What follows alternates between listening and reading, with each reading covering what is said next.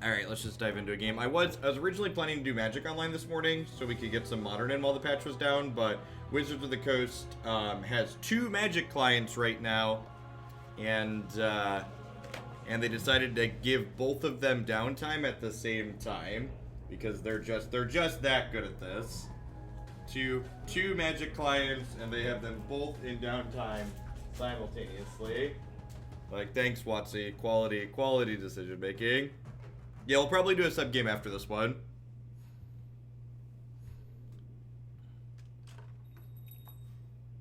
I'm playing Bantira recently. We're gonna play some Abzan here today. I'm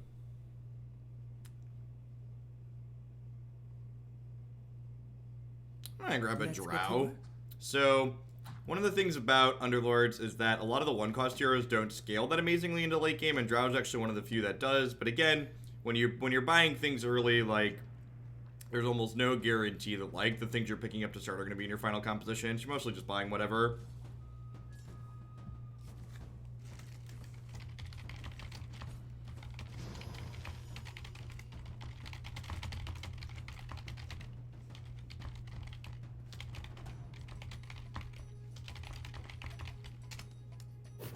Hey, Scooty Buff. Thanks for the 3-month resub. I appreciate that. Welcome back.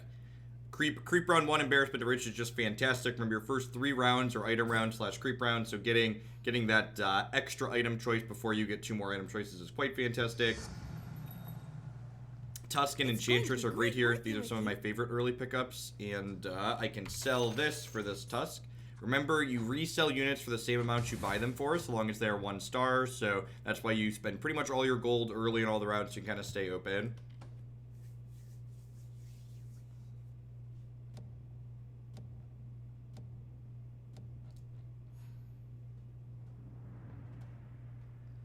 When does a tip over happen between a 1-cost 3-star unit and an X-cost 2-star unit? Probably not till 4 or 5. If you can get a 3-star 1-cost unit, it's usually pretty reasonable, but getting even 3-star 1-cost is something you generally have to be lucky to do. How long do I think I'm going to be streaming for? And I'm planning to do 10 hours today. At a minimum. If numbers are good, I'm going to run longer than that, but it's hard to know how good numbers are going to be. What's the best comp, in my opinion? I've had a lot of success with the Savage comps if you hit the Savage item. Look at that. Wow, this is actually fantastic. So I get to grab this Tusk as an upgrade, and then I get to grab this Strength Protector, too. So I hit my 2-star, and I hit my Druid bonus. For people who might be new, if you're someone that's waiting for Magic, this is a game called Underlords, and the basics for purchasing units are... If you buy 3 of the same thing, they upgrade to a 2-star. And as you're buying these units, they also have these different factions associated with them. And your factions give you different bonuses. You have multiple units of those factions. Go for 3-star Tusk. So, like, the problem here is, do I sell my Druid to, like, buy this Tusk? I don't think I want to sell my Druid or my Enchantress to buy the Tusk. And I don't want to lock to keep 1 extra Tusk here. So I think I'm just going to go ahead and let it re-roll. Hey, Pengu, thanks for the 39 months. I appreciate that. Welcome back.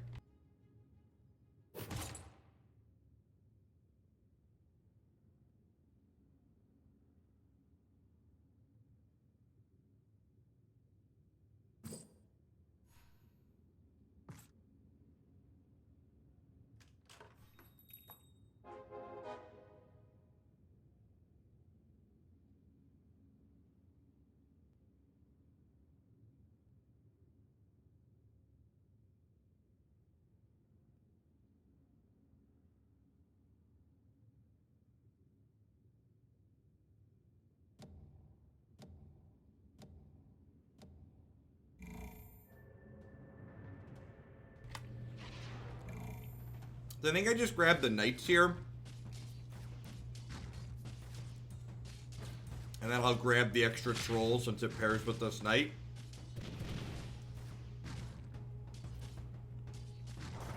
Our comp's pretty strong for an early composition, so hopefully we can get win streaking here and get our economy really going. I'm pretty sure the Druids are better than these, and this is a 2-star, so I'm not sure I'm going to fit these Knights in just yet. If I high roll and hit a 2-star knight, we'll slip them in. But again, you just want to like buy everything aggressively early because you don't know which direction you're going to end up in.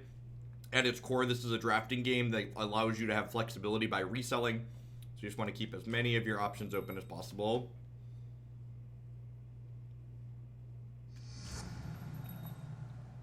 That's a Tusk. That's a double Luna.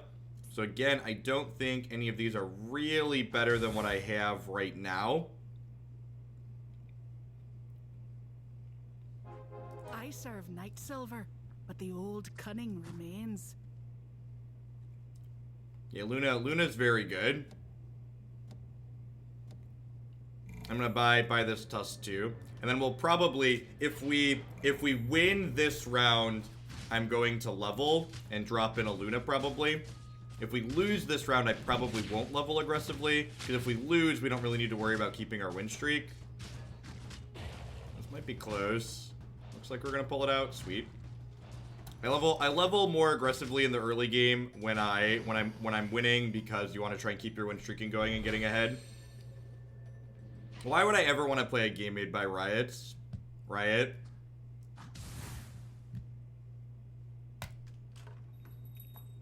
They will remember. Nobody's been able to tell me a meaningful strategy reason to play TFT, and Riot's an awful company, so they're not going to get my time or my stream time unless there's a big reason to play one of their products. I'm going to go ahead and pay 5 gold and just level up here. I don't really want any of these, I don't think.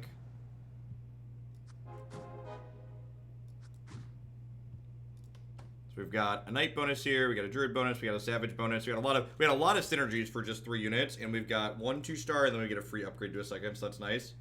Slagyo, thanks for the tier 1 sub, I appreciate that, welcome back. What happened with that company?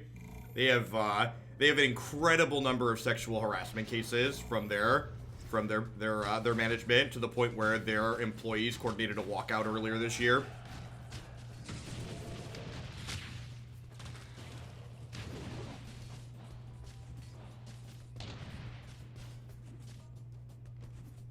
We streaking.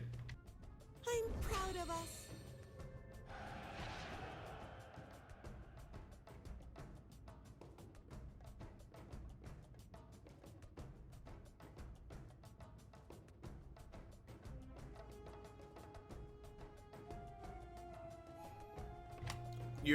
Your comment was removed there, Drendrock, because saying I'm not surprised because they're owned by the Chinese, believe it or not, is incredibly racist.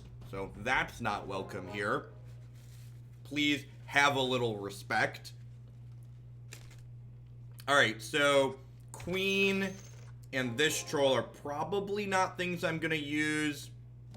I might use the troll. I'm gonna sell the extra Tusk actually, because I'm pretty unlikely to get level 3 Tusk. So if you start the round with 10 gold, you get 1 extra golden interest. And I'm gonna grab a Trent, a Chaos Knight, and a Shadow Shaman here. This one could be close. Don't lose my win streak. Don't do it. Don't do it. No. Oh no. Oh god, they have an early Lycan too. We're gonna do it. I think we're gonna do it. Alright, sweet. So we have a lot of good rolls here at this point.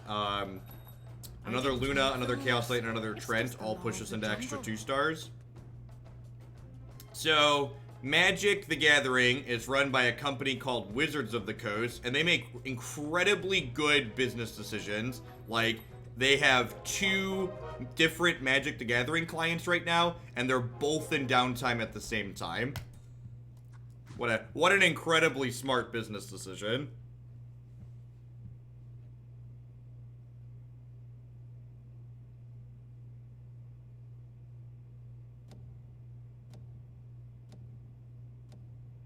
This is gonna be fun. Wait. Oh god, am I super wrong? Oh no. God, I'm so bad at time zones recently. Oh. Oh, I'm so bad at this. I'm rereading this. I'm like, why isn't this in downtime yet? There's always another fight coming. God, why are they so bad at this? Alright, well apparently, man, should I even, I guess I'm gonna stream for a while. We're gonna be doing more Underlords than I thought, though, because looking at this, I actually had it wrong. The downtime is supposed to last until...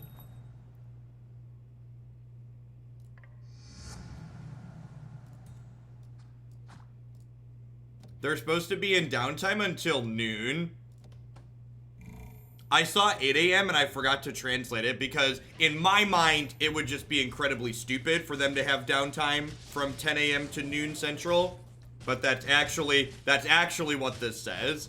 I read it late last night. Yeah, it's actually what this says.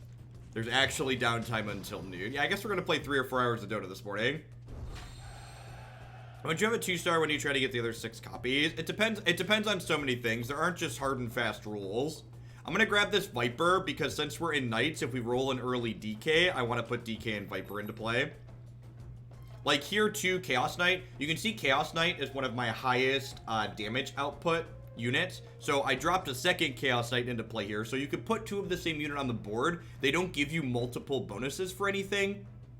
But they do just, like, get the bonuses from other things and deal damage. How do sub games work? If you are a sub who would like to play games of Underlords, make sure you're in the subscriber Discord server, and I'll be posting links in there, or match codes in there. Wow, that's good. All right, so I think I'm actually going to get off of, this is a creep round, so I'm actually going to sell these so I lock in my interest rate, because I don't really need these. I don't really need these for the creep round. We're going to win the creep round regardless. So the demon bonus does not get canceled if you have 2 of the same demon. That's correct. So if you have 2 of the same demon, you keep the demon bonus. The demon bonus is for differently named units. So I'm pretty much of the opinion that in the early game, especially when there's this many people, there's so many 1 and 2-star units in the mix that worrying about what other people are doing tends to be a waste of effort. So I think I'm gonna lose my Savage bonus and add the Elusive bonus here. Because I might, Tusk is probably not gonna be in my final composition for this group. We'll see. Yeah, definitely, Scholar. Anything, ooh, Smuggler's one of my favorite early hits. Blade Mail's a pretty good item though. I'm gonna grab Smuggler. Yes, like in Magic, hate drafting is almost always wrong. I agree.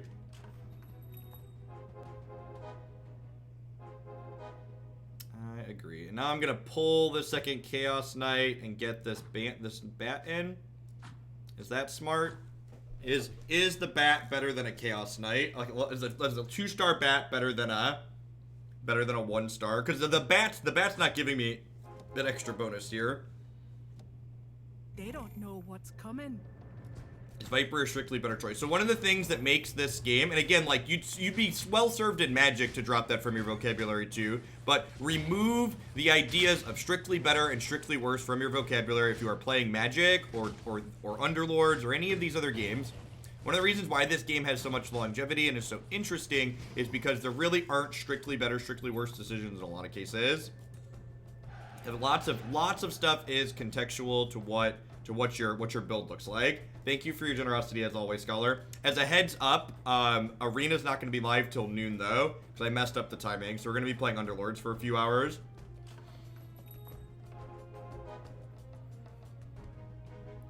So I'm streaking. I kind of want to level aggressively here. So that way I can keep my streak bonus. But the thing is, if I wait 1 turn to level, I pay 5 less gold to do it. So I think I just hang tight for now and hope to win another combat. Yeah, and this person's squad is pretty bad, so we're getting rewarded. So now I'll spend my gold to level up, and I go to 15. You get 1 experience for winning the round, so I get that extra tick for free, basically. Noon Central, so 1 p.m. Eastern. It's a really bad downtime schedule.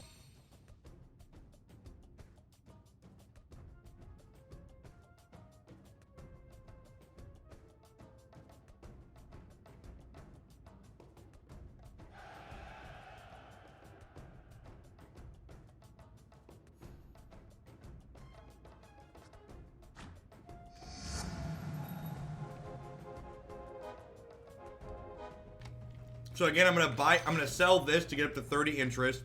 Once combat starts, you lock in your interest rate for the round. So I'm gonna grab these bats because we're early enough that we might hit a 3-star Bat Rider. And if I'm going Knights, Bat Rider's definitely gonna be in my final composition. I won't break a sweat. Yeah, I think, obviously nothing super set in stone, so you can just see how this week goes and what standard numbers look like, how the format feels. But I think starting next week, once we get back to a not mostly standard schedule, I think I'm going to do 3 mornings of Double Modern a week and then 2 mornings of Underlords. Doing my lower viewer count game first tends to be smart with how Twitch works. There's definitely going to be some amount of Underlords in my regular schedule. When exactly it's going to happen is something I need to figure out, but it's definitely going to be some amount of this game in my regular schedule because I've really been enjoying it. So one of the things I really have to wonder is the MPL has been such a hot mess that I wonder how much further along Arena would be if they'd have taken some amount of that like $2 or $3 million they pumped into the MPL this year and like spent it on more developers and spent it on having people have downtime windows in a reasonable time frame, like in the middle of the night. Like, do you think we'd have a spectator client and a tournament client if they had an extra $2 million to pay developers this year?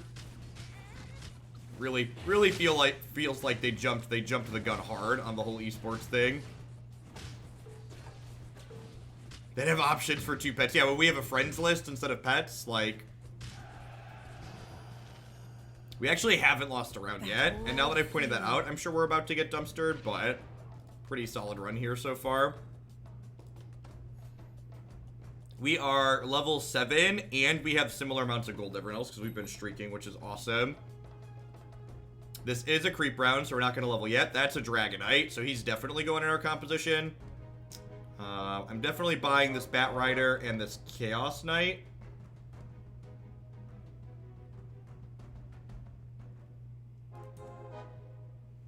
This Druid should not be here. I think I'm going to grab Trent and Dragonite here. This might be the point where I sell out of the Tusk. So I think I pull the Tusk and drop the Viper in and pull the second Chaos Knight and drop the DK. Yeah, this is probably a game where I'm going to feasibly see a 3-star. I agree. And DK I'll round out my 4th Knight bonus, which is great. So we're gonna do this and drop this in over this. Seems good.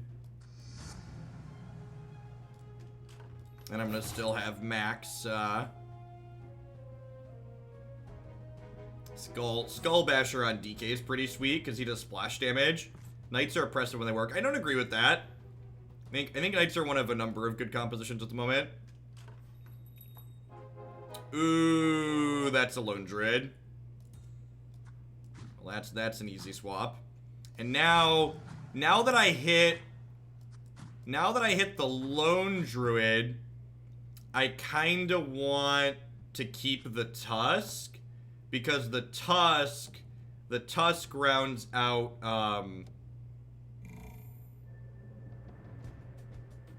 Hey, Genesis, it did. Sorry, I'm eating, and I'm not really. I missed my pop-up for 4-color elemental. Sounds good. Thanks for the support. That'll get added after I'm done with today's stream, so not till late this evening. So we're gonna run long today.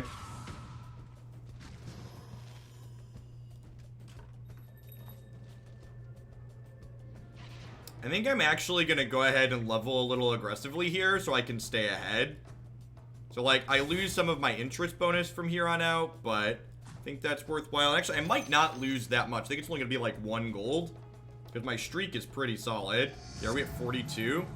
That's a Kunkka. Would I rather have a Kunkka or a 2-star Tusk? I think I'd rather have a Kunkka, right? Just give him the boat, and I can sell this to keep that. Never not Kunkka. Yeah, I think that's pretty correct. Seems sweet.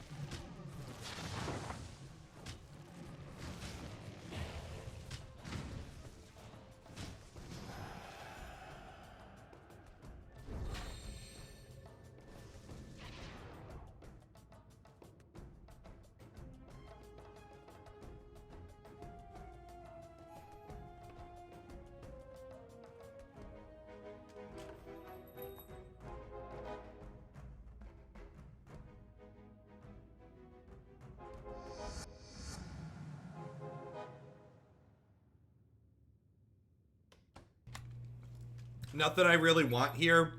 It's still, we're winning, and it's still too early to start rerolling aggressively. Like, we're at 8-star, and most people are still at 7. But I think I just want to hang out and collect my interest for now. I'm sure now that I said that, I'm going to, like, hit around where I lose, but...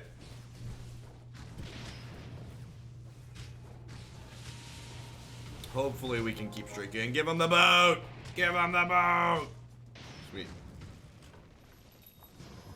I love these clearly close games. Yeah, this is kind of been a runaway. We hit a really good comp early. So like, I kind of need to figure out like what direction I want to take my composition in. Grab the Razor? I don't think so. Razor does not really fit into what I have going on here. Yeah, I might want to roll for the 3 stars. I could also just like, part of me wants to rush to 9, but at the same time, I don't really know what I'm looking for. I think I'm going to go ahead and roll looking for some upgrades here.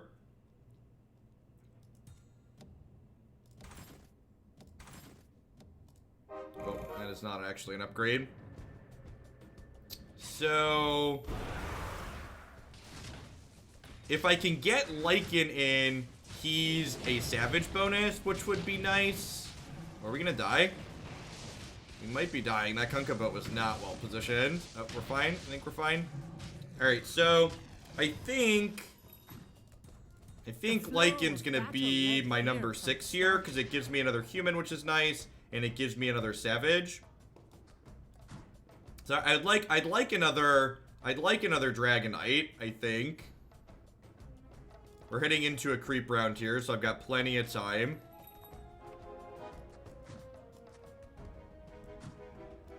And I've got Luna and DK are single upgrades away. Lycan's a single upgrade away. Yeah, I think 3-star Lycan's probably going to be the next unit. Selemene's light gives me purpose. This is a creep round. Edge Freak, thanks for the 13 months. I appreciate that. Welcome. Thanks for keeping me around.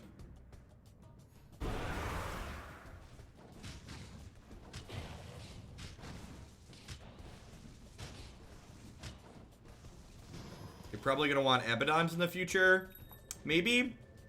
Maybe I go 6. I don't know if I need to go 6 Knight.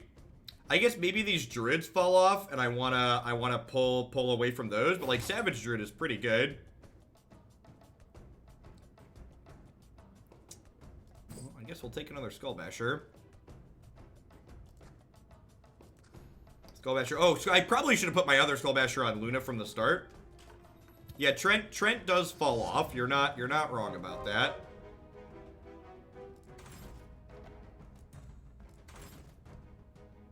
My glaives will find them. There's an Omni.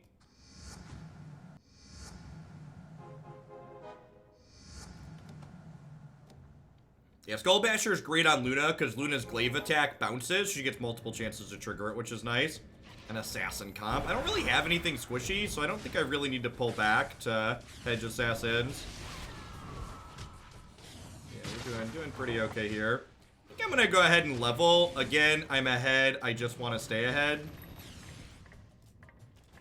This is gonna burn off some of my interest gold, but I think that's fine. This also gives me a higher chance to proc extra things. I might want Omni. Omni's a 4th human, and he's another knight, maybe. Yeah, I agree. If you get Lone Druid, too, it's usually worth keeping Druids to the end game. I agree with that assessment. That's an Abaddon. Do I want to work towards Trent 3? If I sell these Trents... Actually, I'm going to sell Omni and Luna and just get that extra interest point, and then I'll probably pick Abaddon up because I might want him.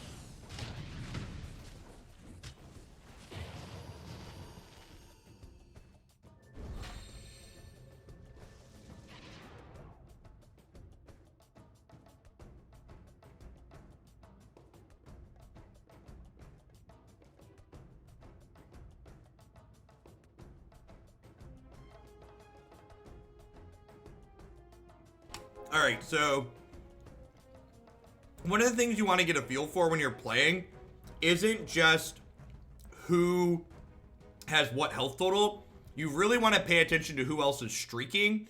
Because remember, in this game, your health total is a resource. So as the games go longer, I'm going to try and roll for some upgrades here. Sweet.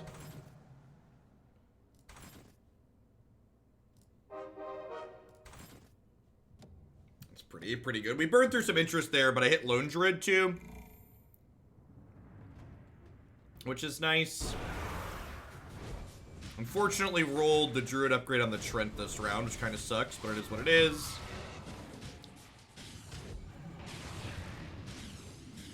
Their 3-star Queen of Pain is really good. About 4K this round. Looks like we're still winning. Nice, 9 ball. I am boss 2 right now. I'm boss 2 or boss 3. I don't know if this Luna's gonna happen, but we'll grab it for now. We're 1 Kunkka and 1 Lycan away from an upgrade. We're 2 Bats from a 3-star. We're 3 Knights and 3 Trents from a 3-star.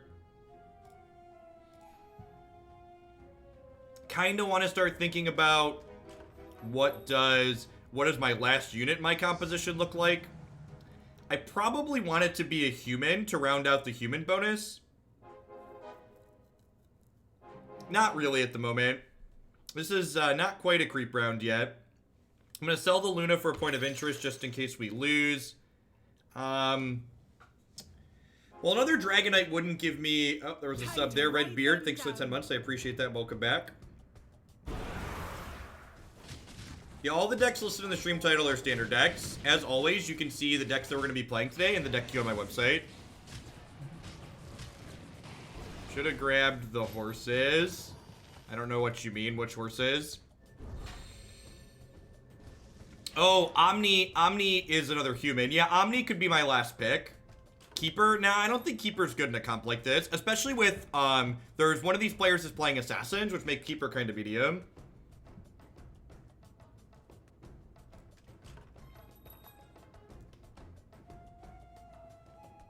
This Tide's probably going to get sold, but I just picked it up because, again, you sell it back for the same amount you paid for it, and I could high roll a couple other Tides.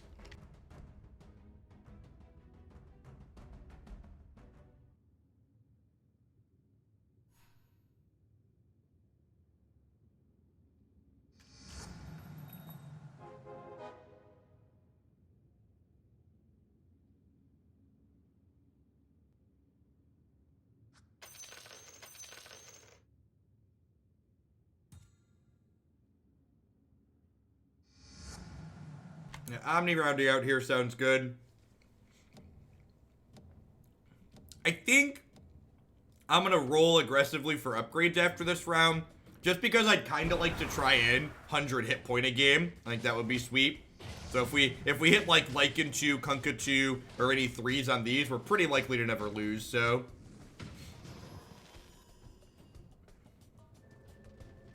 Yeah, I'm aware of how that works, Warblazer. I haven't needed to do that.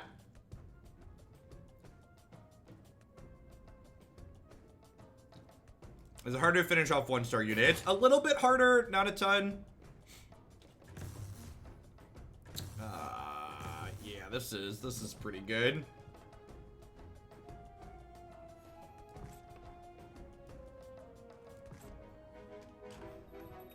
There's a Bat Rider. There's 2 Trents. Wow. Huh.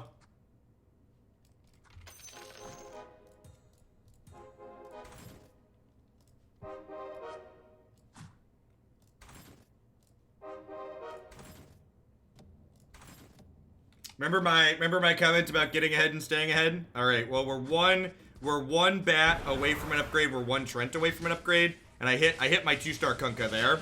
So actually, it's funny how we just talked about how I hadn't had a reason to float things in play in between rounds, and like immediately had a reason to do it.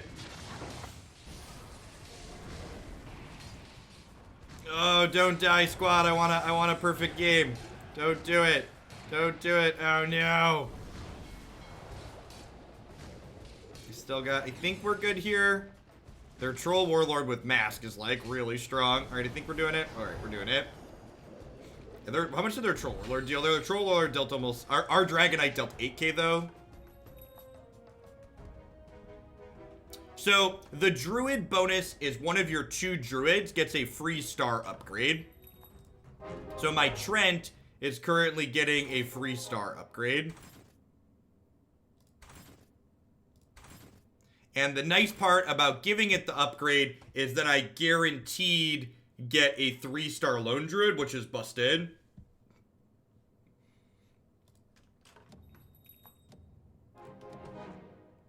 We hit the 3-star Bat Rider, so I'm not going to push for the next one. We'll see if we get punished for that or not. They've got 3 stars, but both their 3-star units are one cost 3-star units, which makes them pretty mediocre. Yeah, we kind of just rolled them over. I think we should rush 10. So this level is putting me to 7 XP. So I could rush 10 and drop Chaos Knight, my other 2-star Chaos Knight in, because 2-star Chaos Knight's still doing okay. Favorite unit? I like Lone Druid, he's pretty busted. If you have 2 3-star druids, you get a 4-star? I don't think so. I do now, Creepy. So we're gonna be doing, I thought it was gonna be a couple hours of Underlords. It's actually gonna be 3 or 4 hours, it looks like.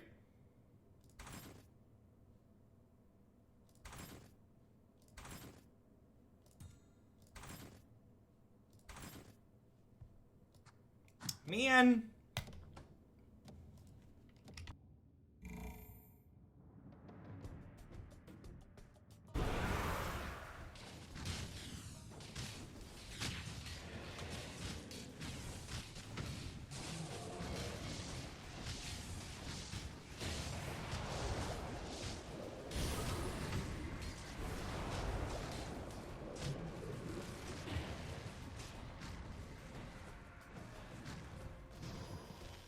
Yeah, we could use some Vipers, too.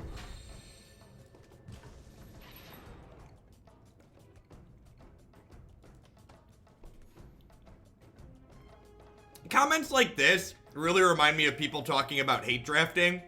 Like, buying 1 or 2 extra copies of things really is not statistically significant in terms of hitting your other things that much more likely. Like, sure, it technically increases the probability, but from a statistically significant standpoint, it's pretty negligible.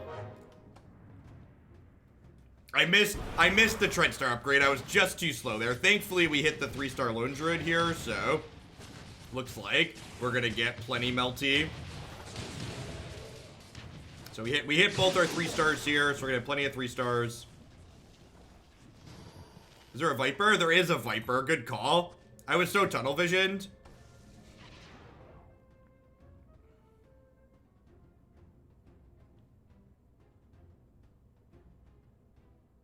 No, there's a shared pool. Yeah, this is the most steamrolly I've ever had a game of this be. This game's gonna be a couple more rounds here. If you are a sub who's interested in playing in the next game with me, make sure you're in the subs Discord, and I'll be linking it there. I'm gonna sell this extra Dragonite so I can hit my interest point here.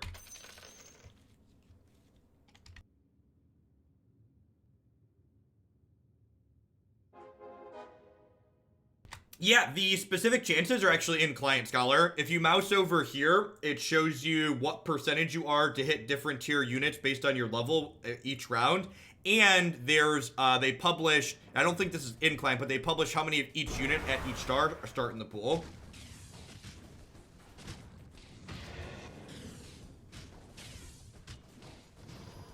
Doom for my 10th. No, I already have a demon, so I don't think I want to cut that. I could be looking for a warrior. I could also be looking for a human.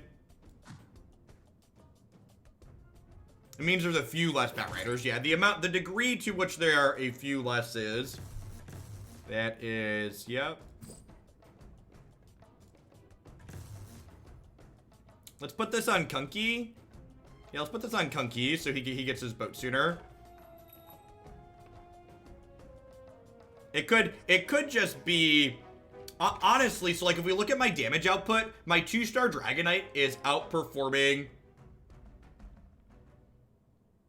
My 2-star Dragonite is outperforming... yeah, I might just go for a second 2-star Dragonite as my 10th unit. And then, like, if I oops into a 3-star Dragonite, I oops into it. But, like, a second 2-star would probably be pretty good, because a 2-star's damage output is just, like, absurd.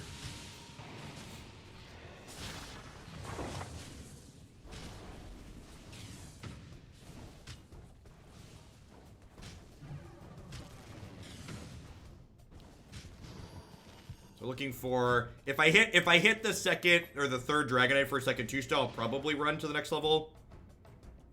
Yeah, hopefully we just 100 point this game. I haven't 100 pointed a game this deep into the ladder.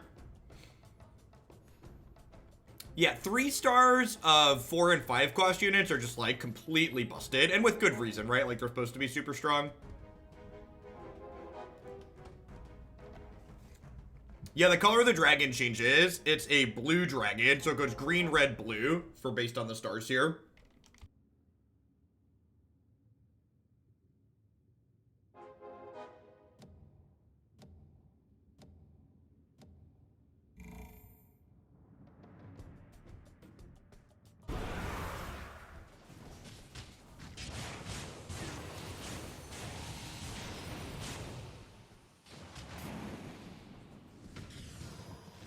Whoa. Almost got melted by mages there.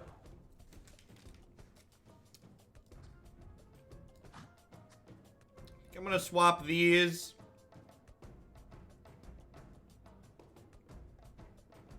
I want Kunkka close for the mages so we don't have to run as far. Hey, Ghosted, thanks for the quarter of year. Welcome back. And Bellathor, thanks for the quarter of year as well. Morning, folks. Happy Monday. Happy Tuesday, whatever it is. It feels like Monday for me because I didn't work yesterday.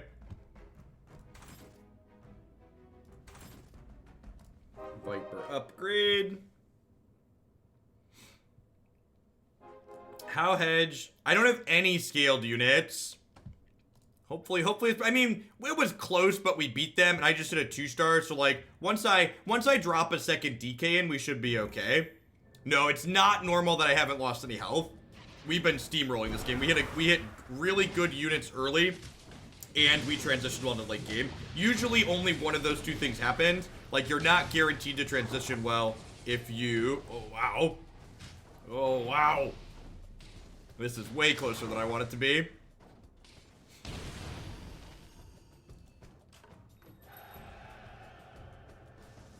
Yeah, the bear, the 3-star bear's got us. Alright, there were 2. Just mages left.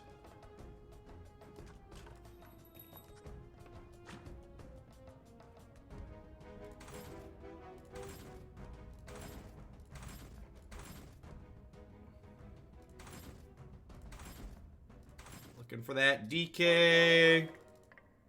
Oh no! Oh no! We're 1 off! Oh no! I didn't count, I didn't have time, I just went for it. Oh no, what if we lose a round? Oh no, what if we lose a round? Oh no! Not the melty horses! Don't do it to me! No, please, I need a perfect. Alright, whoo! Whoo! Alright. That was scary for a second there.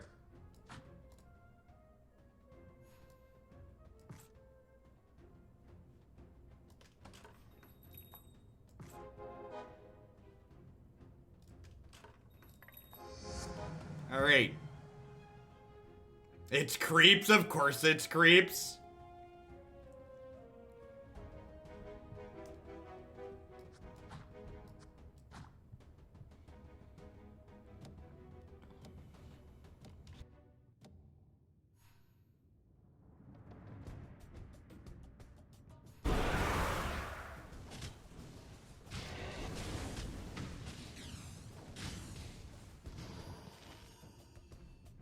Well, if we roll 3 more DKs, we get a 3-star DK, so We're just looking for DKs at this point.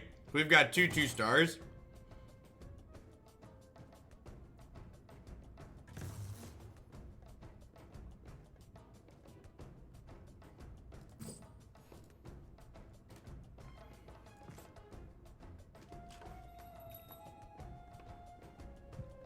I'm not getting the assault Chorus. The rest of these things were way too close.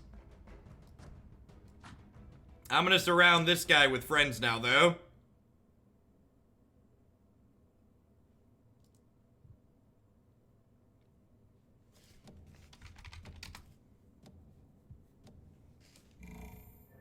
Oh no! Oh no, they're smart and changed quarters. Oh, we're gonna lose because they're smart.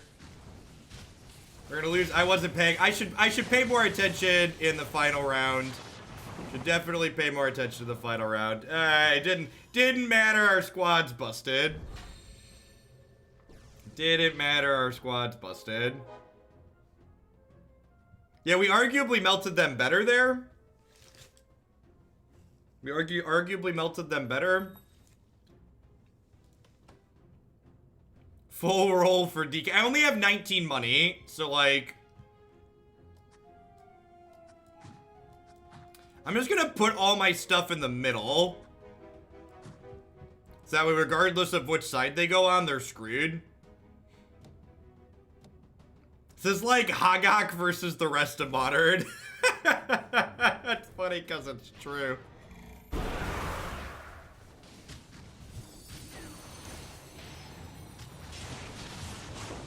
Get him!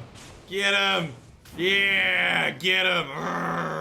Well, this is the least close game of Underlords that's possibly ever been played.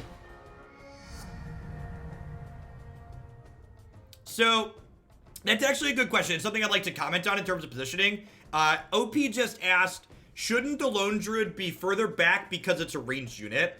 So, one of the things that's important to know is that your units gain mana when they take damage in addition to when they deal damage.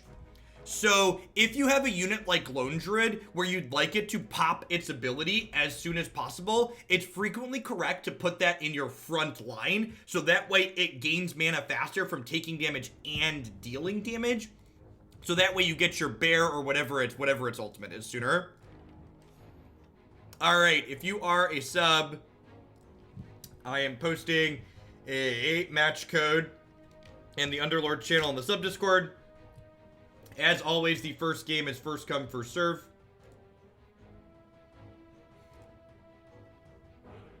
Is Discord dying? My Discord's not posting. Uh-oh. Uh-oh. Am I trying to do this and is Discord dying? You have 3 icons next to your name, Jin. So if you click into your settings... you should be able to control which icons come up. So I think you'd have to, like, hide your Twitch Prime icon if you want to show the cheer icon. I think Discord might be dying. Uh-oh. Maybe we'll play another ranked match. We did end that game at 100 hit points. 10k cheer is definitely better than Prime icon. You're not wrong. Oh, no. Discord is dead.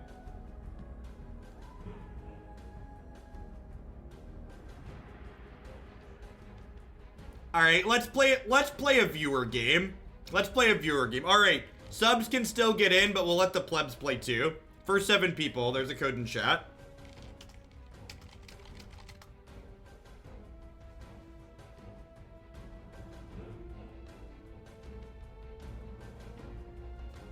One, 2, 3, 4, 5, 6. I got a spot for one more. We're good. Are we good? 1, 2, 3, 4, 5, 6. Got one more spot for anybody that wants to play. Don't tarnish your game with my low rank. Listen, we play games for fun on this channel. I have fun being good at them on occasion, but we mostly play games for fun, so don't worry about your rank if you're playing with us. This game's also new enough and like is changing frequently enough that the rank is probably pretty irrelevant at this point. Yeah, my Discord is just sitting here spinning, trying to log in. Alright, let's do it. I have not only liked this game in general, but I have liked that it's a great game to play with subs, since we can play with 7 people at the same time. It's a lot of fun. You got 6 subs who are logged in and waiting to start. That's great. Yeah, most of these are sub names, right? I'm not a huge fan of inventors right now, so I'm just gonna go ahead and grab the Bat Rider. One of the questions people frequently ask is, do you lock to get a second copy of your first unit? And I think you should, I think the only time it's ever correct to lock on one, which means guarantee that all those things stay the same. I think it's only right to lock on one if you roll 3 of the same thing. So if you don't roll a guaranteed upgrade, don't lock. No, thank you for the support, Jim.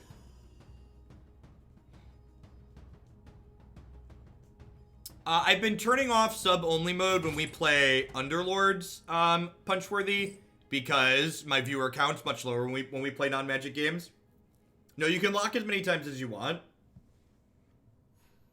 Hey, Dude Light, do you see their special gift badges now for people that have gifted lots of subs? You've got a nice color present next to your name. No, it's free to lock stuff. You just click the button. Usually it's not right to lock. Actually, I'm gonna grab Drows. I didn't notice there were 2 Drows. It is completely free to play. And when I say completely free to play, I mean it's not like Arena or Hearthstone in that it's free to install. This game costs you 0 money. It's currently in beta, so you can't give Valve money for this right now, even if you wanted to. And once it's out of beta, it's going to be monetized via cosmetics. I believe the presents change at 250, 500, and 1,000 are the other bonuses, the other different colored presents, Dude Light.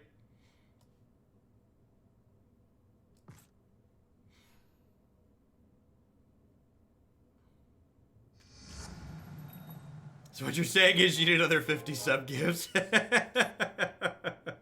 I'm not saying that, but yes, I am saying that. Yeah, it's honestly one of the worst parts about this game is the fact that I can't spend money to gain an advantage over my opponents. How are people supposed to know I'm well off if not by flaunting my video game bling? How much are you willing to bet that Underlords gets out of beta before MTGA? So I don't know if I would expect this to lose the beta tag before MTGA, but I would bet large amounts of money that this application will have key features like a tournament mode and spectator mode long before Arena ever does.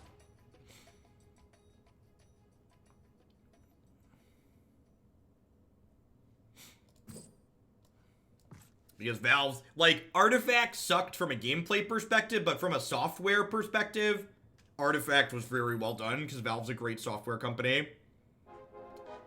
Alright, I think Queen of Pain's better than the Bat on average, so I'm gonna go ahead and grab her and pull this out. I'm gonna put armor on her. It does already have Spectator mode in Barty, you're not wrong. It doesn't have an official Spectator client, though. Hey, Brad, are you not familiar with isup.me?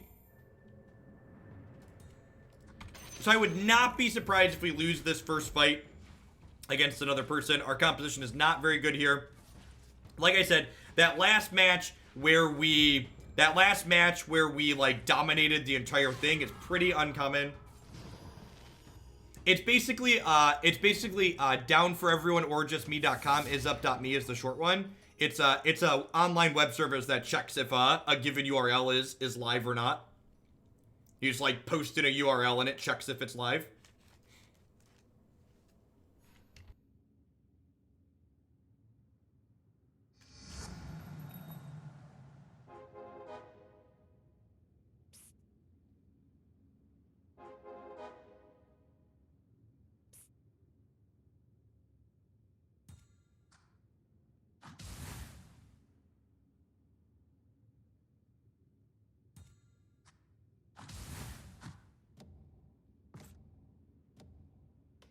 So repositioning my composition like this gives me my Brawny bonus and the Heartless bonus. Although again, it looks like this person also has a really strong composition to start. So this might be a match where we lose streak to start. So In this game, you get extra gold from lose streak. Good morning. Good morning, dude light. The early bird gets the sub. You've got a green box now for 250 subs.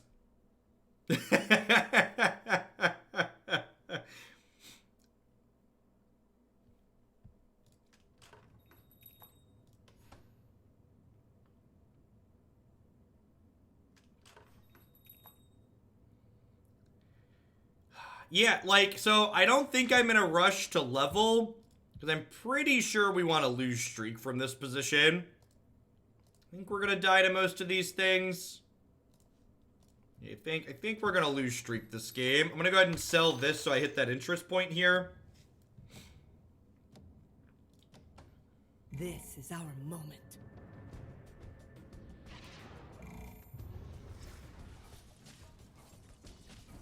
Be sure to peel the flawless victory out for YouTube. Yeah, probably.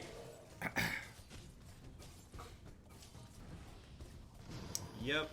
Now, and this is the tough part about lose streaking. So I did the subs mostly for the box. I do not have a decorated. Give me a few minutes to take a look at the queue. Sounds good, dude. You can also save them too. Like if there's something you're working on or you want to wait and find something sweet in the new format. You're welcome to cut something into today, but you can also hold on to those points till you have something specific that you want it for.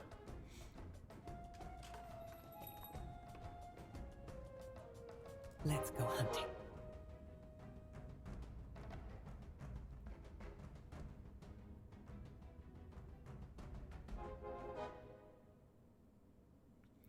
So we'll grab our second Pudge and we'll grab a second Bat Rider. So one of the things that I like to emphasize in the early game especially, although this upgrade might accidentally break our lose streak.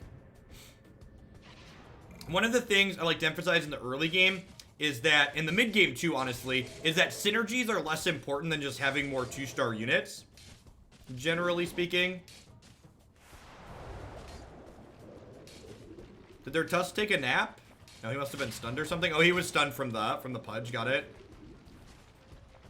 Alright, sweet. And then this is actually an ideal loss, because we lost keeping our lose streak, but we only took 2 damage. So striking a balance where, like, you're losing, but not losing by so much you're losing a ton of health is ideal.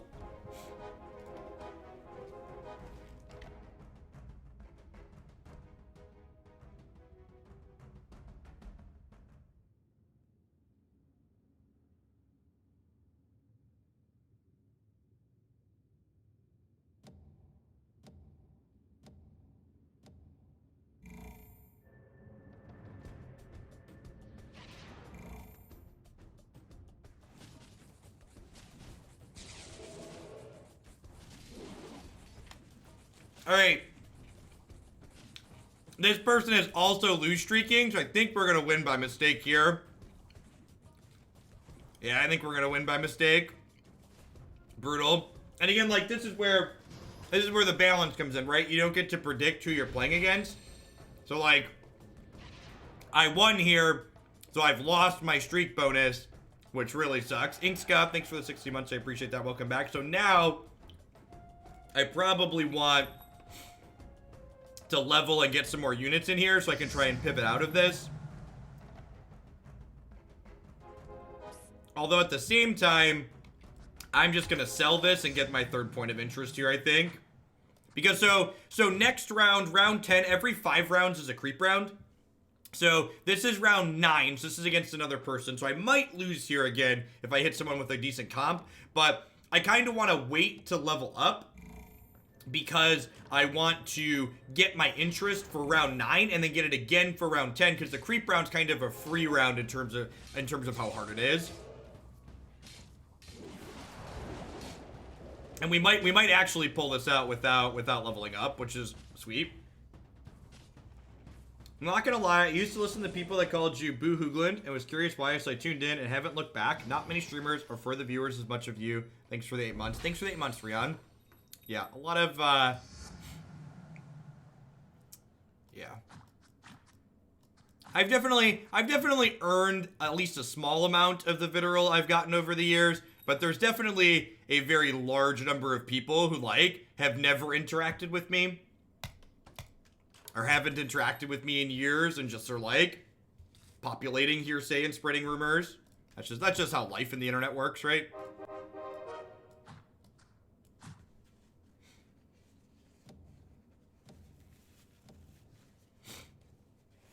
We might actually, so again, when it comes to being flexible, we might actually roll into Knights here. Like, I hit a 2-star here, and then I hit a pretty early Omni and Chaos. Yeah, I think also some of the people who dislike how I present myself just don't like the fact that I don't just, like, roll over and say, yeah, you're right, to people who want to be loud. Hey, Orinal, thanks for the 10 months. I appreciate that. Welcome back. I guess I could just hammer the level and drop in this knight.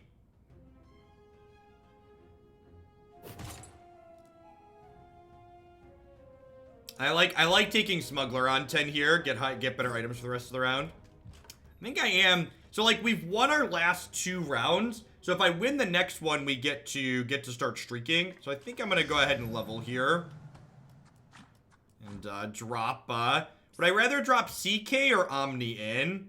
I think CK's better with the demon bonus. Axe is giving me the brawny buff, which I think is good. I'm all about the clicking, Marty. This is who they brought All about to the stop clicking. us.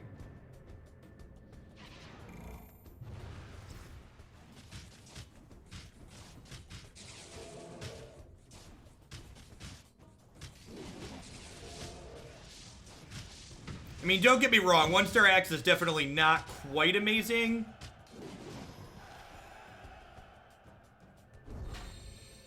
He's also giving me the archery bonus. I wouldn't mind finding, like, if I find another archer or a good warrior, I'll probably drop Axe for that.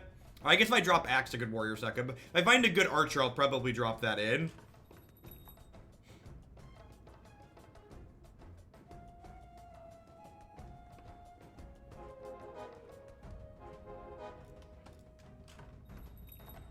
Lycan's pretty good. The problem is, I don't really have anything I want to cut for him that's not giving up my warrior bonus.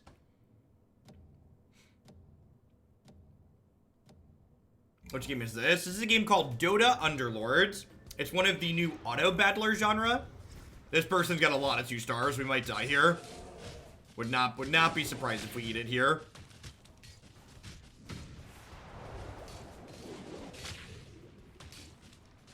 Yeah, that's unfortunate.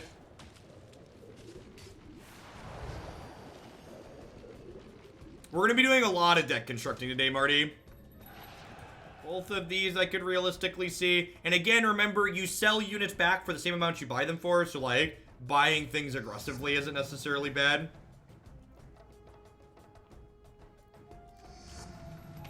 If a mod wants to write an Underlords command, I would appreciate it. Just include the link to my website there at the end.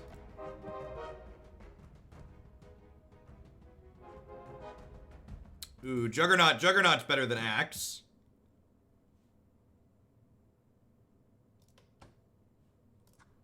He's also a brawny warrior. Oh, you know what? Maybe I should have leveled this round and put Lycan in. Yeah, maybe I should have leveled this round and put Lycan in. That would hit me my warrior bonus. We'd maybe be getting slaughtered slightly less. Our composition is not quite coming together this game. Still early-ish. We're still in the mid-game at round 13. Still have 71 health. Just like in Magic, your health total in this game is a resource. So if you lose some combats in the early to mid-game, it's not really a big deal. You still generally have plenty of time to recover.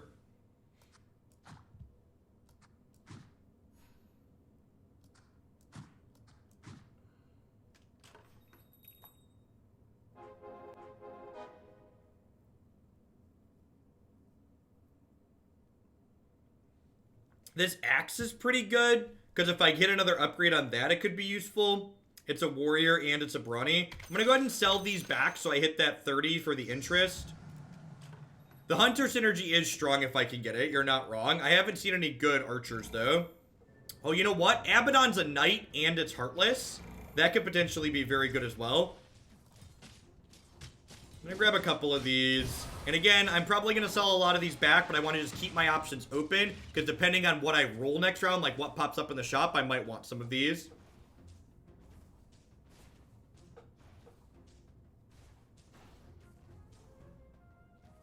I could get up to the 4 knight bonus, that's true.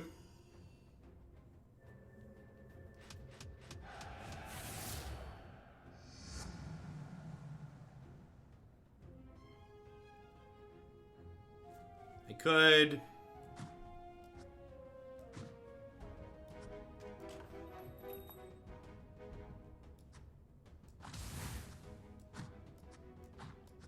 I could do this.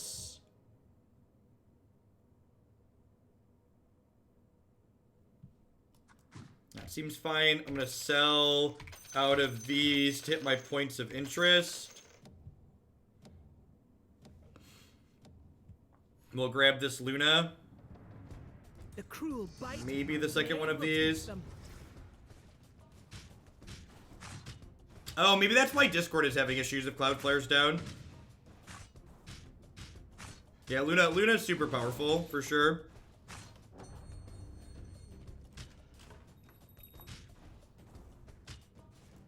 Yeah, I think we're just pivoting to knights. And again, this is why I was talking about it's not a big deal to lose stuff in the early to mid game. Because, like, your composition just kind of slowly happens as you go. Like, you don't want to force a specific composition. You just want to play what you roll, basically. Luna's also good with Drow. Because Drow gives increased attack speed.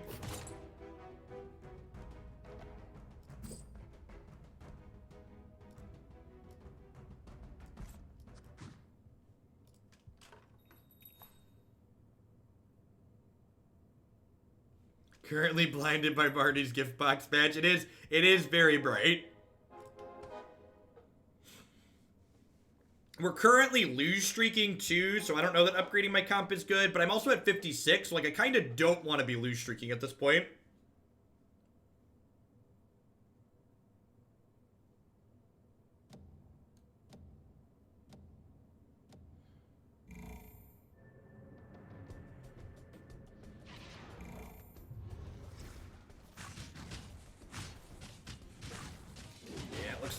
Looks like we're playing against the person who's the lowest on the totem pole, so probably gonna win here and drop our lose streak.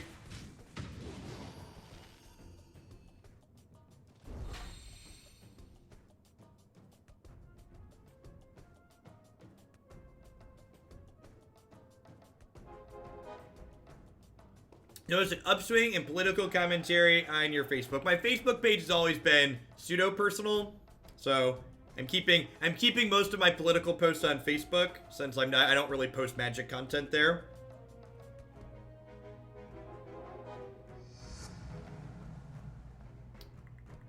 Extra Luna here is definitely a pickup. There's no need to rush to leveling because the next knight doesn't really give me a huge bonus. It's just another knight. It doesn't enable this. It might be early enough that I could go for 3-star Pudge or 3-star Drow. Wow, they've got a 3-star Druid here already. It's pretty good.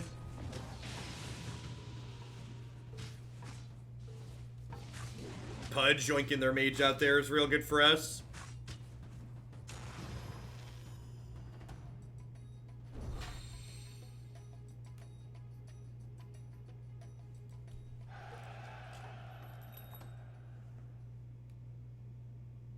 You're probably, and I'm sure this is gonna upset some of the people who have started watching in the last few months who, when I've been more politically tame on stream, just as a fair warning for some of my regulars, there's gonna be more regular, consistent, small amounts of political commentary on this channel, because I think it's incredibly important that we energize people who are largely in the demographic that watch this stream to get out and vote in the United States. because a big part of why there is an orange man in the office after 2016 is because of low voter turnout. The margins by which Trump won 3 swing states were smaller than the amount of voters that just stayed home between the 2012 and 2016 elections.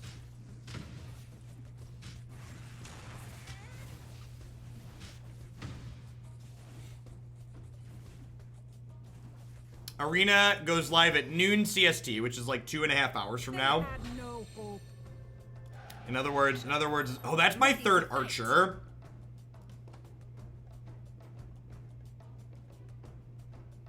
Yeah, I agree, Quantum. I think if Biden gets the nomination, we're probably in for 4 more years of Trump. Which I'd prefer to not have happen. There's no target I can't hit. Might roll for some upgrades here. It's another Omni Knight too. Alright, I'm gonna sell off this bat. It's another Pudge as well.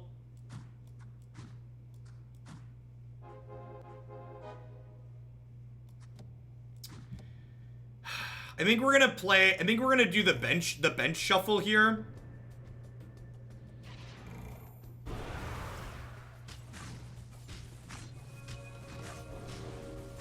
Pudge is worse than Windrunner. Yeah, that's fair. Pudge tanks a lot, though.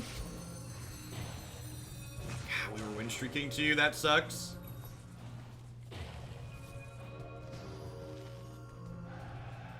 Censored and bashed? That depends. So, the big problem with the United States is that conservatism has been largely replaced by bigoted hate and racism.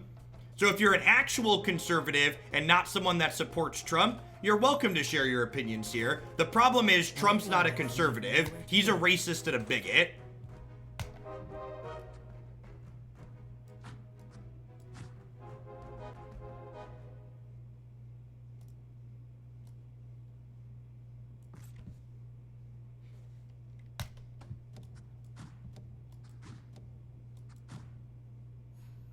You know, I should probably put her... So our composition is getting ranged enough at this point that I probably want to pull back into a corner.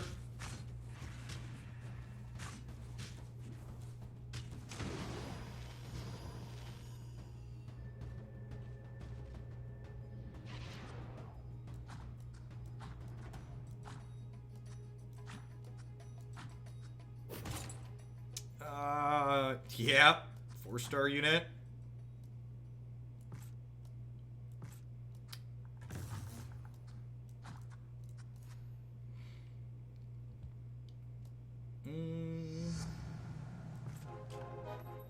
Ooh, that's an Omni upgrade. Alright, I think I take the Omni and then I level at this point and drop him in as a 2-star. Grab another Luna here. We're leveling pretty well here. Honestly, it might be right to sell out of these Pudges. I don't need him for the Heartless bonus at this point. Thanks for the 10 months, Lights, man. I appreciate it.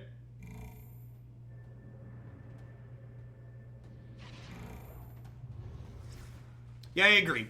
There's a lot. So the reason why the Republicans have maintained the voting base that they have for so long is that even though the Republicans are not the party of the people, they're the party of corporate greed at this point, basically. They're very good at energizing the single issue voters when it comes to hot button issues where people will vote entirely over single issues.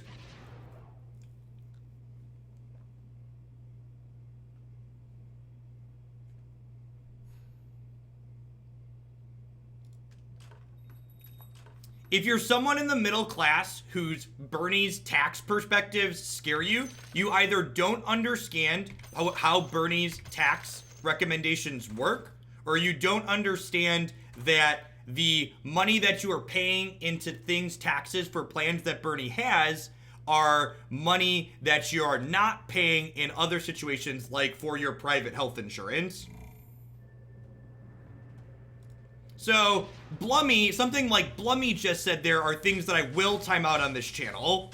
Things like, they're all the same. Nonsense like saying they're all the same is what keeps people like the GOP in power. Both parties have issues, but pretending at a fundamental level that what both parties are fighting for is the same is complete and utter nonsense and untrue. Saying they're all the same and it doesn't matter is what creates voter apathy, and voter apathy and lack of turnout is what keeps GOP people getting elected. Wow, hello there. Thanks for the 12 months. I appreciate that. Welcome back. Thanks for keeping me around. Have a thing. Have a sword. Let's get an extra Wind Ranger. We're 1 Chaos Knight away from an upgrade. That sounds nice.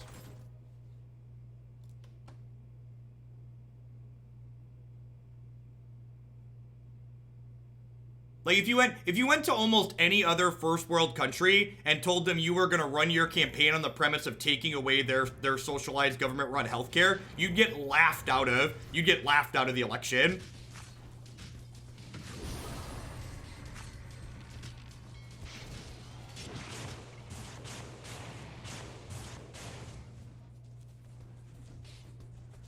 My wife works for a Fortune 500 company, and we have what's considered one of the better private insurance packages in the United States, and I would trade that for a reasonable government-run healthcare package in a heartbeat, because I understand how basic mathematics and deductibles work.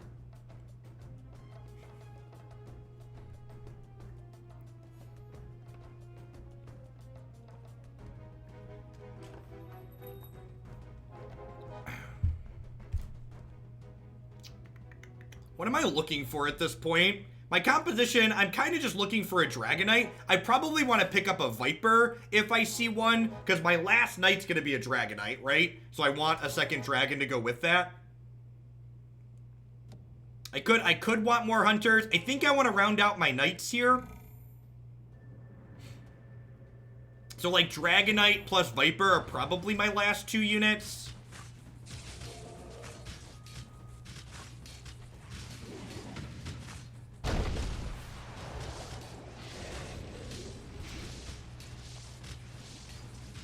And the politics of red versus blue and right versus left when it comes to healthcare, that doesn't even get into the fact that there are a lot of people. Is there actually, here's a good question. Is there anyone who's considered a Republican or a conservative in the United States right now that's pro climate change research? That's actually one of my biggest issues outside of everything else.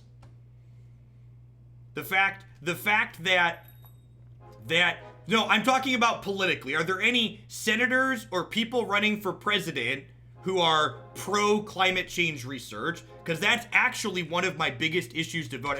If I was a single issue voter, it would be around climate change. And the fact that there's no one on that party. None of the big people on that party are promoting that. That's a good link. Which ones break? That article's behind a paywall, so I can't click into it and read it. In my opinion, if you are not voting for people who support climate change research, you're voting against my children, and you're voting against all children, and I have a problem with people that are voting against my children. I don't know that Beastmaster is gonna end up... Ooh, Sacred Relic. This is a tier 4, though. I don't know that Beastmaster is going to end up in my final composition. It probably is. Yes, that is actually very true. What's considered the left in the United States is considered center in most other places. I'm going to level and drop DK in here.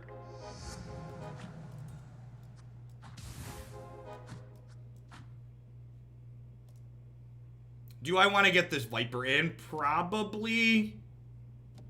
I might want to get the Viper in. Maybe Viper over Drow.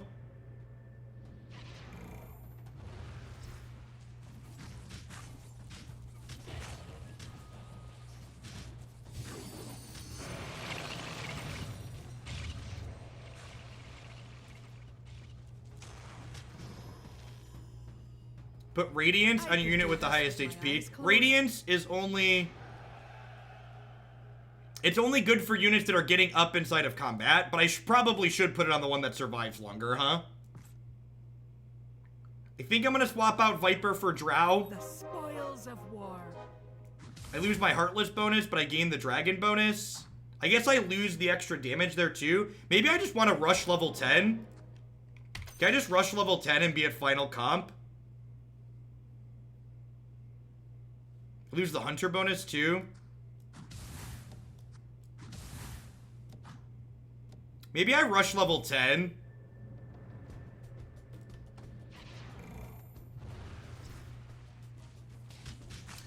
So I'm at 2 XP right now, which means I'm going to 3 after this round and then 4 the round after that. So I'm gonna level 10 in 2 rounds, I think, is gonna be my plan.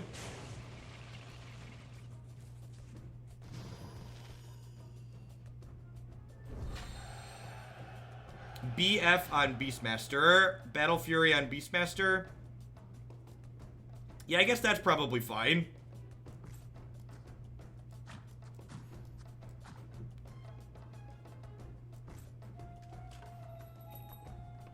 Viper upgrade is great here.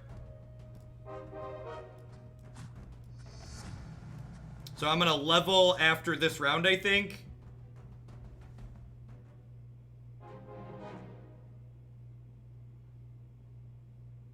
Yeah, I agree, Croker. The other big issue is anyone who's actually pro-American and pro-democracy should have a big problem with Trump having people ignore congressional subpoenas. Like, regardless of what party you're for, you should have an issue with the fundamental checks and balance that exist in the United States that are currently being broken down under the Trump administration. Like, say what you will about Obama and the Clintons and everything about what the Democrats have done, but Hillary sat and testified before Congress for over 10 hours, because that's what you're supposed to do when you get subpoenaed by Congress. You're supposed to show up.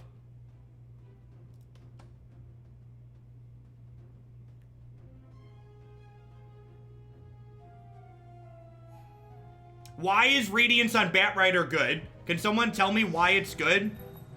Burns enemies up to 2 cells away. Why is that good on Batrider? So do I want that and I want to just push Batrider up? Why is it ideal on Batrider? You need to explain to me.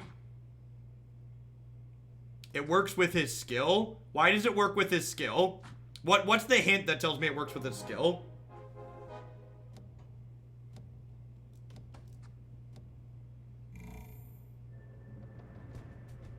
Batrider plus Radiance is a bug. So, I said I was going to level this round, but because this is 29, there's a creep round.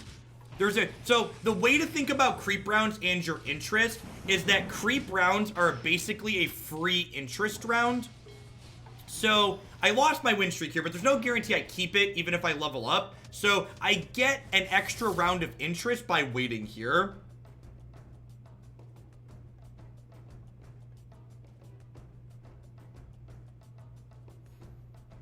It was a bug and it's now fixed. All right, I'm gonna leave it on Omni. And this is a creep round. I'm gonna go ahead and pull up because those mages kind of just melted us. No, we always leveled aggressively at creep round of the stream eventually. Yep.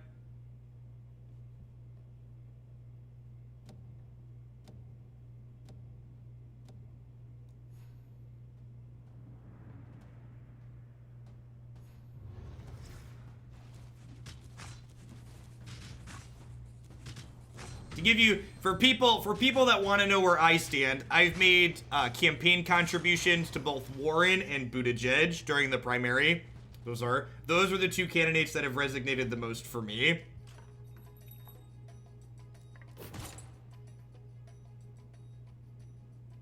All units are 1 gold cheaper. So the winning person right now is a mage. So I think I want the magic immune one here.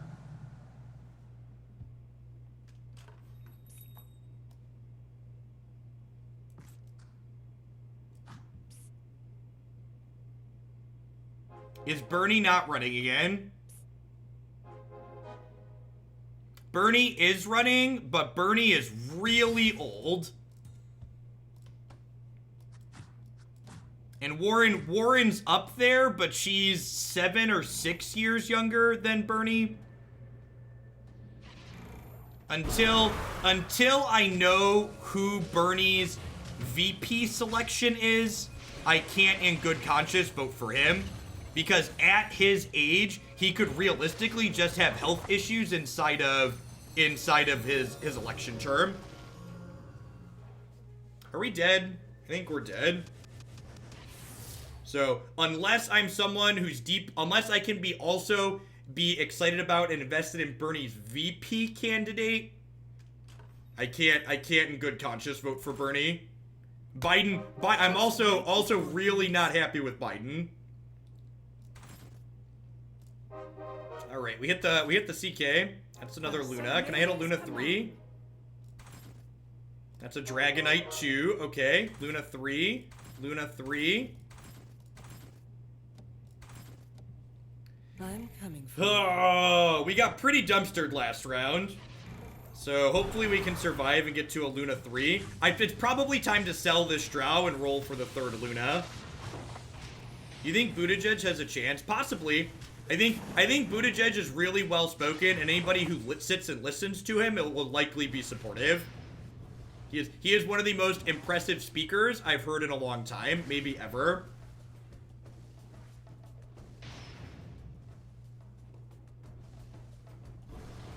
It's gonna be close. She's gonna kill us with her ult. Oh, it was close, but we got there.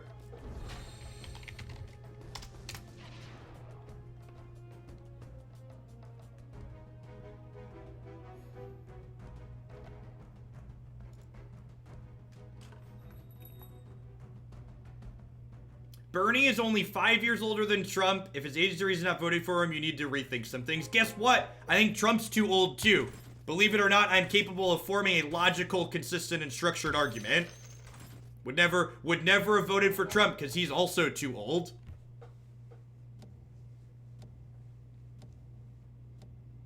Tell them it's too late to run.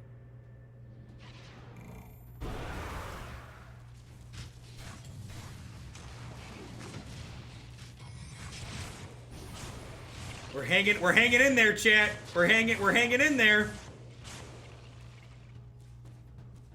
Yes, yeah, age is really far down on the list of reasons not to vote for Trump. There's a lot of them, and age is not close to the top for me. Am I selling this and just high rolling for this Luna? I think I'm selling this. And high rolling for Luna here, huh? God, why do you test me, game?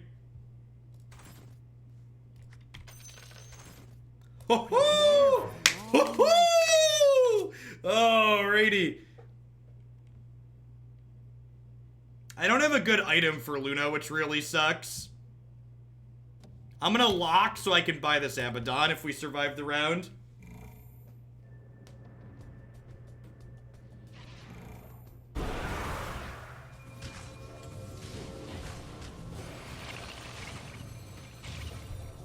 What's my DPS look like? Beastmaster's going to work. I think we're dead. Smells like a third place for us. That's fine. Top 3. Ooh, it's gonna be close. All right, here's the really important thing. How is our army doing against Watercat? Did we beat Watercat? Repelled our army, which is scary. We're streaking now. What do you think of the Druids build? I think Druids slot really well into Savage. But other than that, Druids don't scale well into late game. If you're not getting a lone Druid 3, you should not be in Druids. But BKB on Luna so she can't get wrecked by mages? I don't know. I guess she's doing more than Dragonite. Yeah, maybe that's true.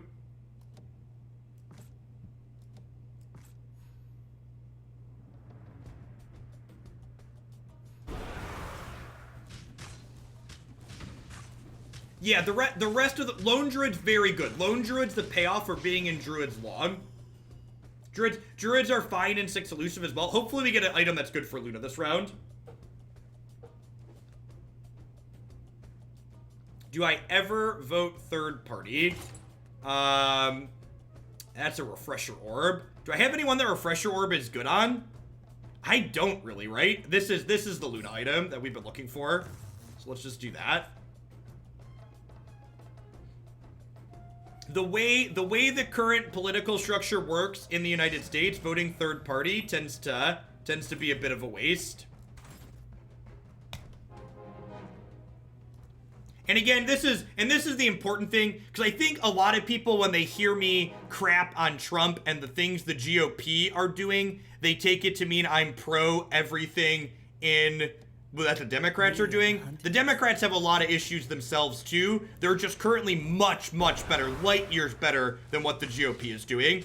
Like, for instance, if the Democrats really cared about democracy and getting the candidate people want the most, we should have ranked voting in this Democratic primary, which is never going to happen because that gives other smaller candidates a better chance based on their ideas, because people don't want to throw their vote away. But like, especially with how many candidates we have right now, I would love to see ranked voting in the Democratic primary.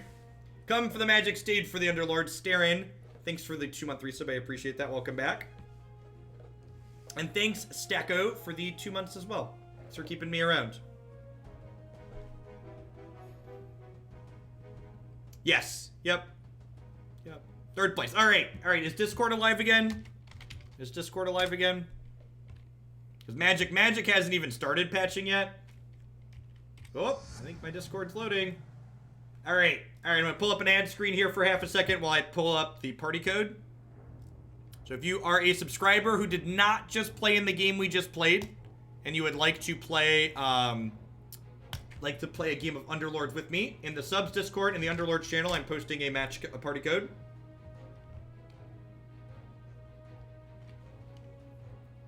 What do you mean by ranked voting? I mean when there's more than 2 people to vote for, you list your selections 1 through X. So instead of just saying, I vote for Buttigieg, I'd say Buttigieg is my first choice, Warren's my second choice, Harris is my third choice, Brooker's my fourth choice, etc., all the way down to Biden in last choice.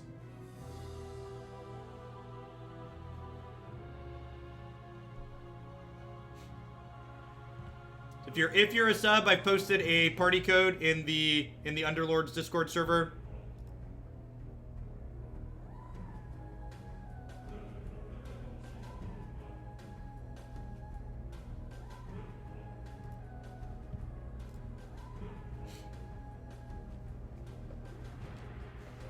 I mean, so change is gradual, right? So while there are a number of things with the Democratic Party that I take issue with, people like AOC getting elected and those other really more progressive Democratic candidates, the amount of progressive policies that we're seeing on the Democratic debate stage, like a lot of those are things that are good, and it's gonna be great. It's gonna be gradual. Yeah, I haven't done enough research on Harris yet. I was just randomly listing people after the top 3. A Coke! Thanks for the 4-month resub. I appreciate that. Welcome back. It's funny. Someone had mentioned my political Facebook posts. We still have a couple of slots for subs that want to jump in. In another minute, I'm going to post the general code in chat for anybody that wants to play. So if you're a sub, there's a party code. If you're a sub who played in the first game and wants to get on this one, you can play again if you'd like.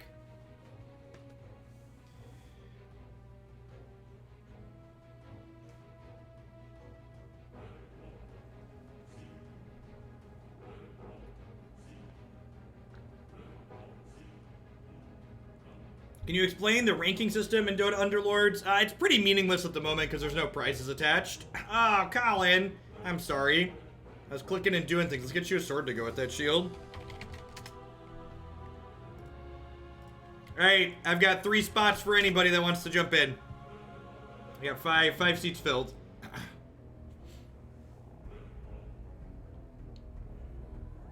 Alright, looks like we're good to go. Let's do it. Speaking of 12-month subs, Ewok Slayer.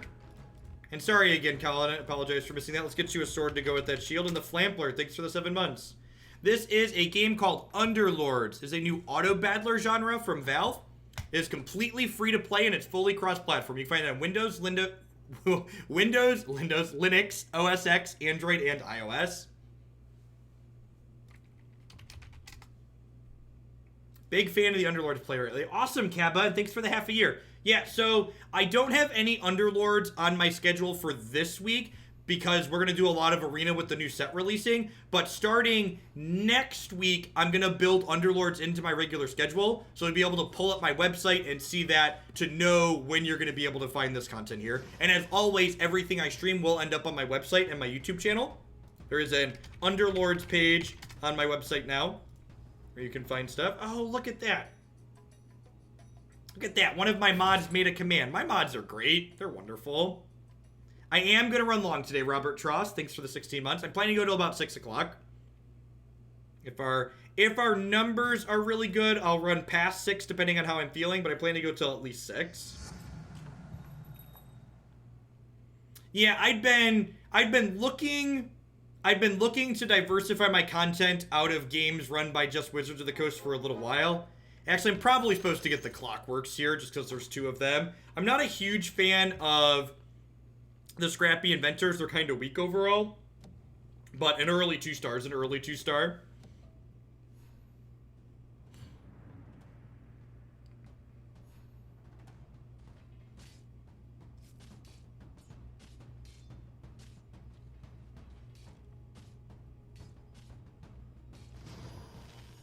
I mean, I've listened to a lot of the interviews that Buttigieg has given Fatal Roundhouse, and he's talked about climate change a number of times. In fact, one of his go-to stories is about the floods that have happened in his local town over the last decade, where he's been mayor there almost.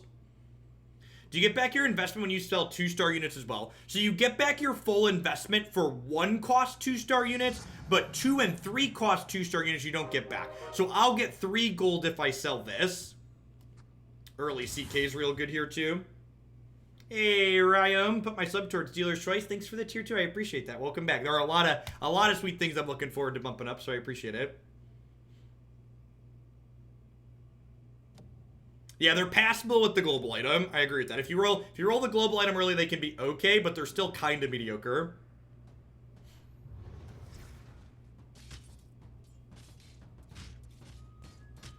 I've not done Slay the Spire.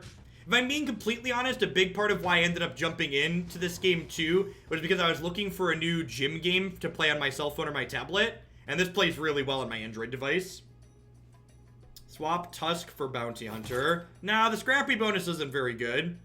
My composition's kind of mediocre right now, so I'm going to grab Silver Lining because there's a good chance that this ends up getting us, 5 or 6 gold over the course of the game. What do you think are the odds they port this game to Switch? I don't know. Unity, I don't know if this is a Unity game or not. I think this is a custom Valve engine, and I'm not sure how the custom Valve engine necessarily ports. I'm gonna grab both the Trents here, I think. If we hit level 3 Trent plus a Lone Druid is pretty good. And again, one of the big things I stress if you're new at this game, you want to leave yourself flexible in the mid to late game. So that way you can change what your composition looks like, because you always want to be, this is just like playing Limited in Magic, you want to be drafting what's open. And the big thing about this is you don't get punished for changing like you do with Limited Magic because you can sell your stuff back. Look at that. Look at that. Silver Lining already paying dividends. I'm looking forward to some Standard today too. Go read. Thanks for the 5 months. Even if Standard ultimately doesn't end up changing that much at the competitive level, the first couple weeks of a new set in Standard, most people will be trying new things. So the items don't change once you have them, but the items you roll at later creep rounds are more powerful. So there isn't combining items in this game, if that makes sense. It's another Tusk. Alright, so the real question now is, do I want to try to lose streak? I think I might want to try to lose streak here. In fact, I'm going to swap this out for this to try and lose streak. I played a version of your Gruul deck at GP side events, went 10-2 on the weekend, losing my win and end. The top 8 of the MCQ is a mirror match. Congrats and condolences. So again, you get extra gold for winning lots and losing lots. And because I have the item that gives me an extra gold when I lose streaking is even more valuable right now. The thing you have to strike a balance of if you want to lose streak is losing enough that you're not taking a ton of damage, but still making sure you don't accidentally win a match.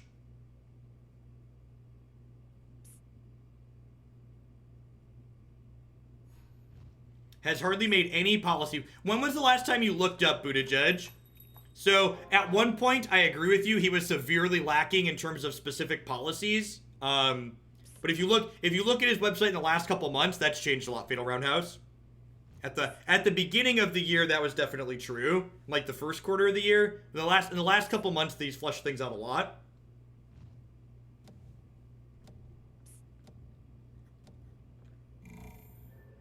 Yeah, lose streaking early is ideal. And again, remember your health total is a resource. I refer to like sub 50 health as like the danger zone. It's when I really start to worry about. Yeah, Pete's policy page is very robust at this point.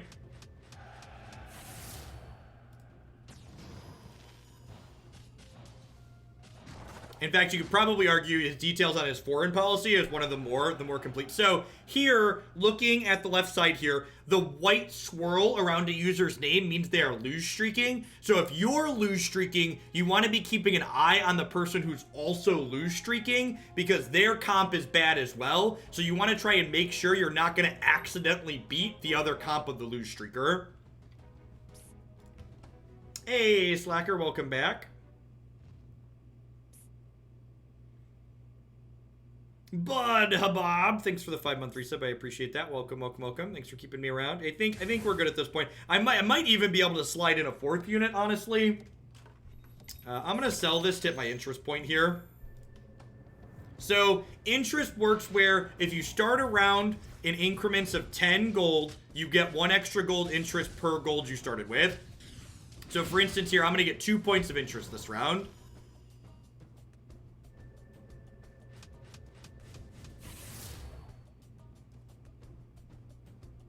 Yeah, I agree, Jin. Not only is she specialized, yeah, the specialization in economics is a really big draw to Ward in my opinion.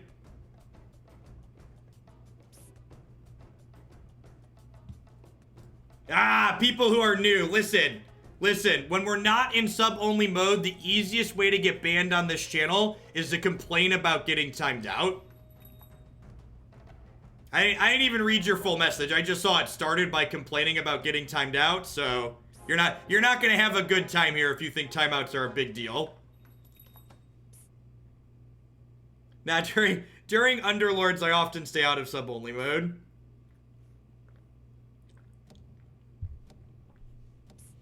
If it gets too rowdy, we'll switch, but usually during Underlords, my viewer count's low enough that it stays manageable.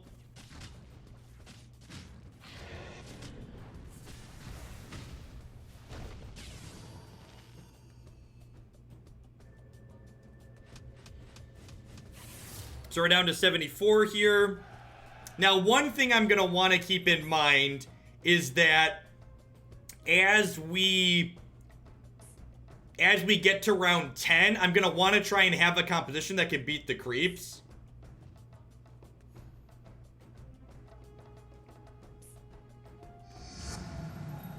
I'm up to 42 gold here already, which is great. Probably going to buy this Enchantress. I wonder if I want... well, I don't want to accidentally beat this person. I could probably stand to slide Trent out. So I could probably take a little bit less damage.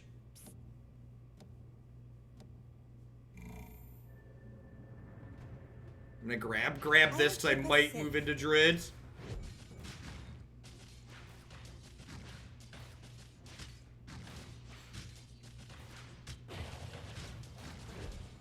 Hey, Espen, thanks for the half-year support. And McDoom, thanks for the 2 months. Thanks for keeping me around, folks. Hope you're having a fantastic Tuesday morning.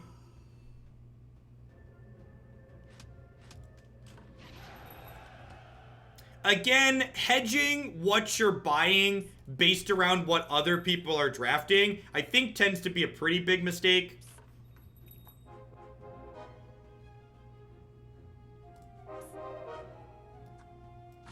There's a Tusk and there's a that.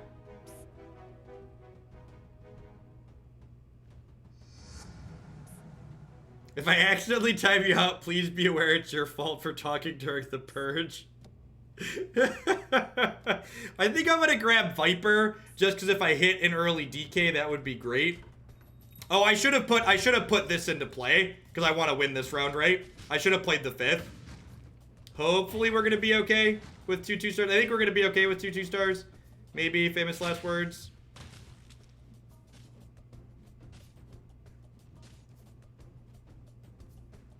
Yikes. Yeah, if I would have put this into play, we would have been fine. I was so worried about grabbing the Viper. So now we're not gonna have we're only gonna choice the 2 items now. I have a 4th one, so we get an extra one.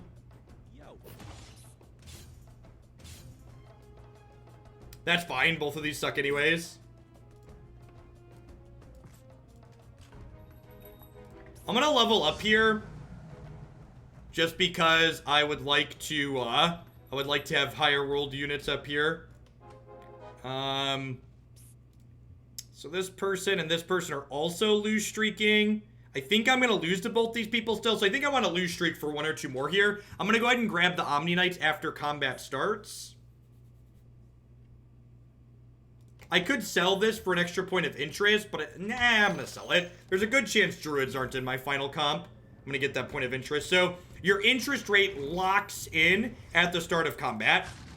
So once combat starts, whatever amount of gold you have, that's the amount of interest you get for the round. So because even though I bought these 2 and dropped to 45, I started combat with 50, so I'm gonna get 5 points of interest here.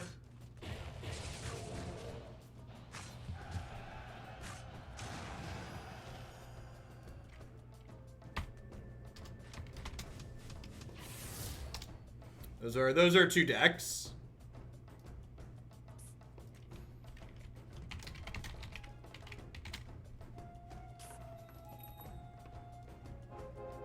All right, that's double Sand King. So I think I can. I think I'm gonna go ahead and pick these up just in. So I have a level 2 Tusk, and like 2-star Tusk is like final comp material if we end up going Savage, and Sand King's really good in the Savage comp. I also have Viper, so I could end up moving into Assassins. I know it. This could maybe be okay too. Hey, 3DH Gamers, thanks for the quarter year support. I appreciate that. Welcome, welcome, welcome back.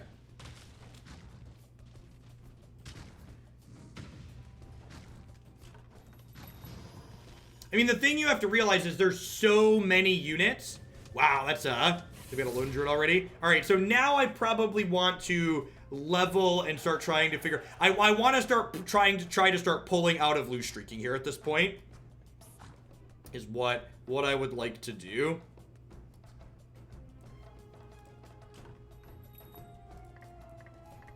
Oh, I clicked too many times. Yikes, that puts me down 5 gold. This is a big deal. Wow, that was a bad roll.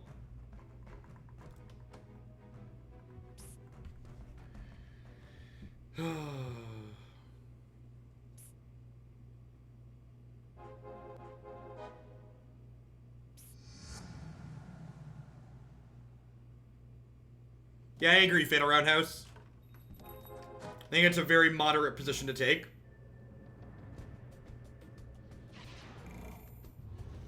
Oh, I didn't put in a 7th unit.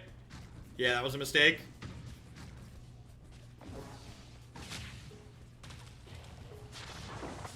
And if we still lose, but we lose in closer games, that's good for us.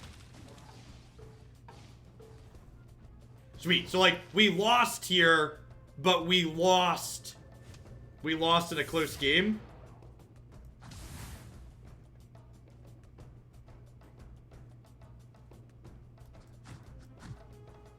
So I'm really looking for a DK at this point.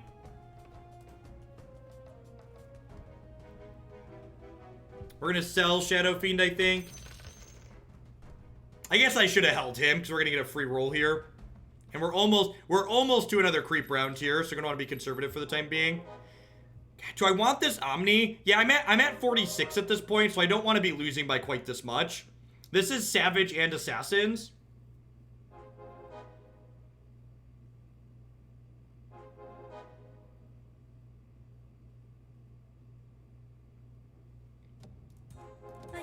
always find my target. This is the person at the top of the pack who's currently win streaking, so they're probably going to beat us, keeping our lose streak alive.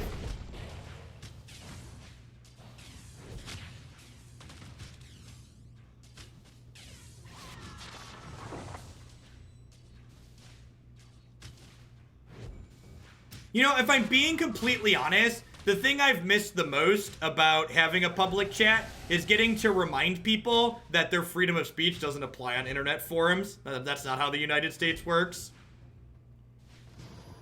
Sweet, and again, we lost here, but we lost by a very small margin, so I keep my lose streak bonus.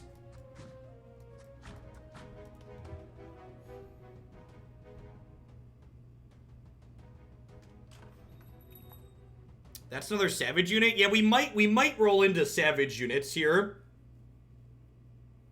I think that might be a direction we take.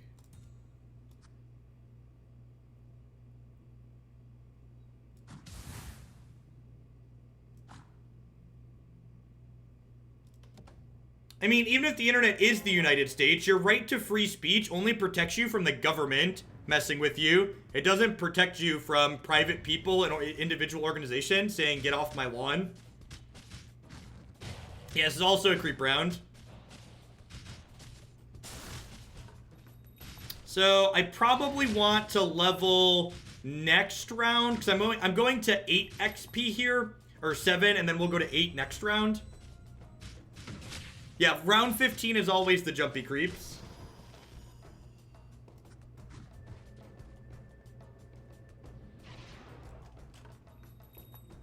I may or may not want a Morphling. This is probably not in my final comp, but we'll see.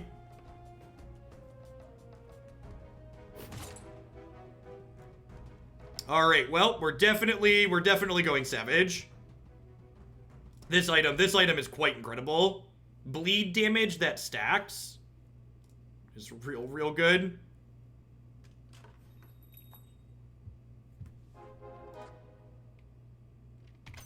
I'm ready to fight for you. So, the fact that I'm gonna be going savage probably means that I'd rather not upgrade Trent, because Trent's gonna get replaced for Lone Druid at some point here. I'm gonna go ahead and spend my experience now, so that way I level up after this round.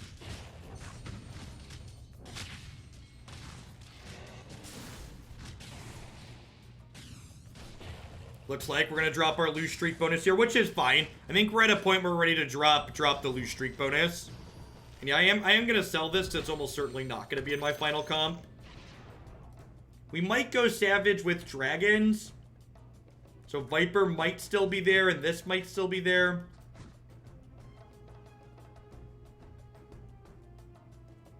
Like, Omni could get replaced by DK at some point, although he's currently overperforming because he's a 2-star.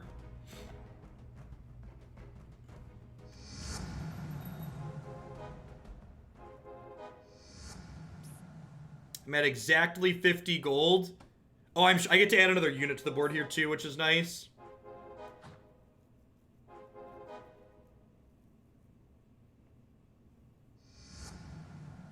Yeah, CK. Yeah, I agree. If we're not heavy into Knight, CK is not great. Oh, I could just replace CK with Dragonite. Yeah, that's true. Just look for that one.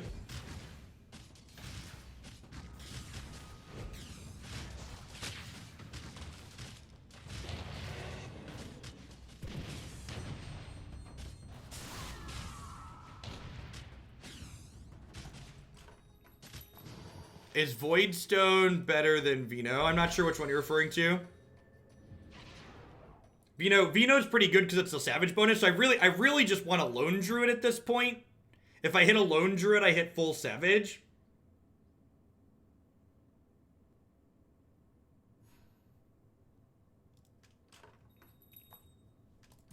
Oh, Alchemist over CK would have been a good idea. Because I would have given me that bonus. Yeah. I don't think this is a Kunkka build.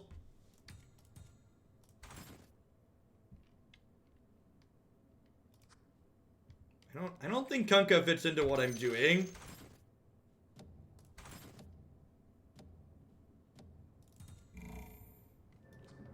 We might get a 3-star Tusk this game. Oh, I do have 2 warriors. That's true. That's fair. Savage comes with 2 warriors, so I want a 3rd warrior. Yeah, I probably should have taken the Kunkka. Yeah, he does fit in, because I want to replace my Chaos Knight anyways, right? Wow, they're 3 stars. Tanky. Vino's doing heavy lifting here, though. Yeah, I should have taken the Kunkka and replaced the Chaos Knight with him.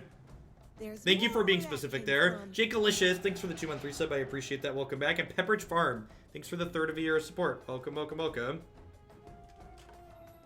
Well, there's a Chaos Knight upgrade. I guess I'm just doing that for now.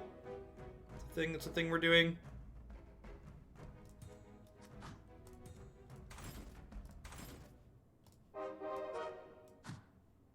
So you can see there, I kind of floated a unit on my bench there for a second, which is a strategy you can do on occasion. I'm not sure if I want the Viper. I want to leave.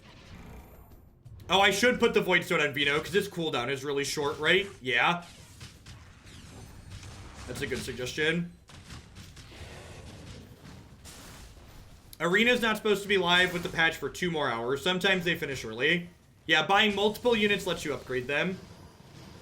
The early game called and wants this druids back. Yeah. Well, so there are druids in my final comp for this build because I'm going Savage. It's just not Trent. I really need a lone druid. I really need a lone druid to round things out here. Here to help. Perfect.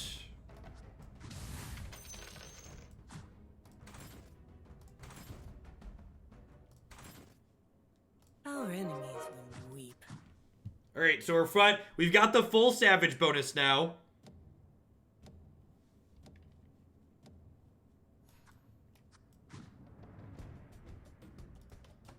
We've got the full Savage bonus.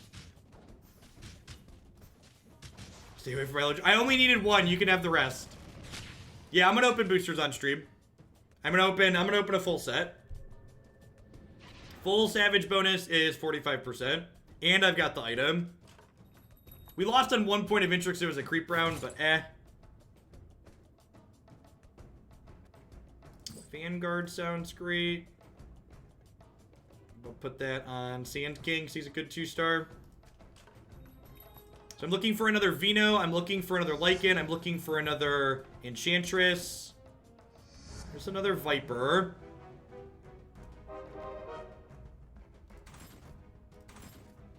There's an Enchantress that guarantees me an extra Lone Druid. There's another Lone Druid. Okay. So what do I need to start thinking about, like, what my final comp looks like here. It might be right to pull my Knights and put in these other 2 Assassins at this point. Because that would give me the Assassin bonus. Yeah, I have double 2-star on my bench, so I think I could sell my Knights and put in the extra Assassins. I might try that. My Knights are doing a decent amount of damage, but I think the Assassins might actually do more. And, like, that gives me the flexibility to, like, hit a DK. Is it that important? Like, Lycan and Tusk are kind of tanky. Let's try. I'm not convinced this is correct, but I wanna try it.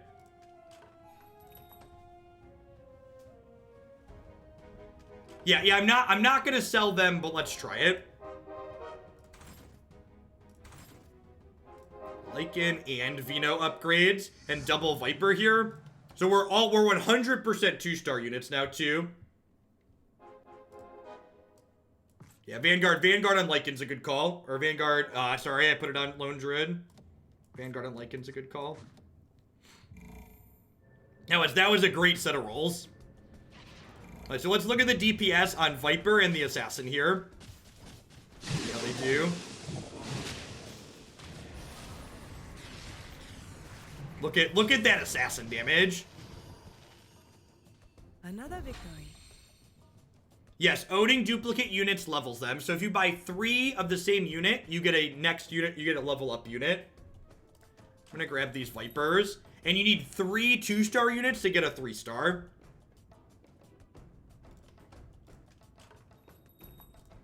I might also want to run to 9 at some point here. Yeah, PA with the max Savage bonus is really strong.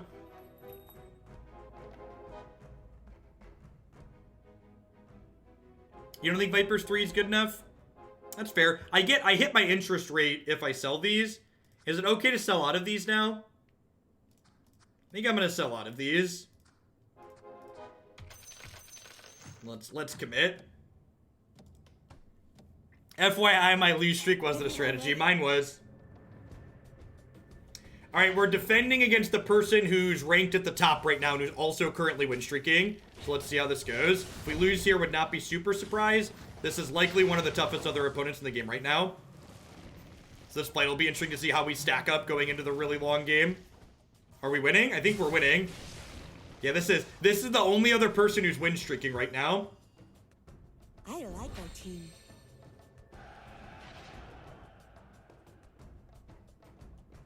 This game is the same genre of game as auto chess.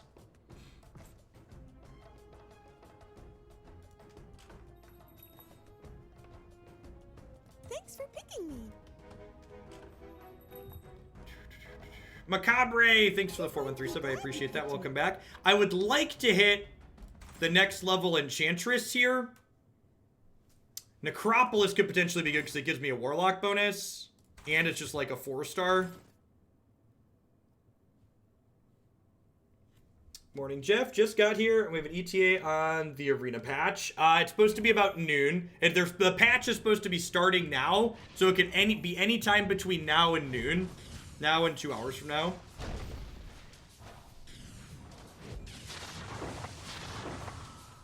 Look at Viper. Other people have said Viper is bad before too, and Viper's been really good in the games where I've played it. Although I don't know that it's worth getting it to 3 necessarily.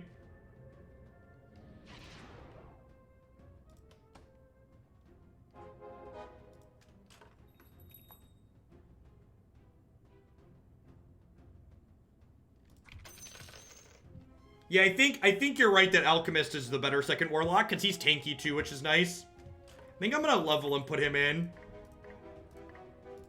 It burns a lot of my gold, but we're win streaking, and getting another unit down means we're more likely to stay win streaking.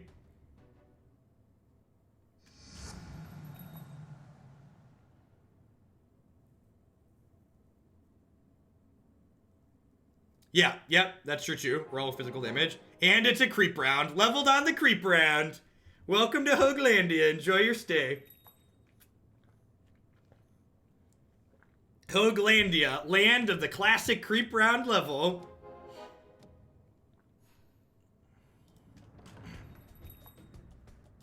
I might want Templar Assassin. Like, if I don't end up getting a DK, a 2-star Templar Assassin is probably better than Viper. In fact, I think I'm gonna sell these and work towards a Templar Assassin. Honor the temple. Templar gives me another elusive, so my 10th unit could be another elusive.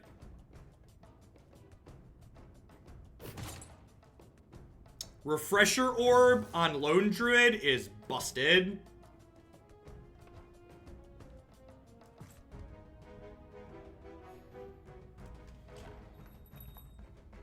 I might also want a Troll Warlord. I could see that being my last one. Ooh, Kunkka. Kunkka's a better last warrior. Kunkka's probably my 10th unit. Yeah, it's human and warrior. I'm not going to be rushing to 10 though, right? So I think I just grab this and then wait on it. Is Kunkka better than Alchemist? I don't think so. He might be better than Alchemist in my current composition, and then have Alchemist be my 10th. The Lone Druid alt is make a huge bear.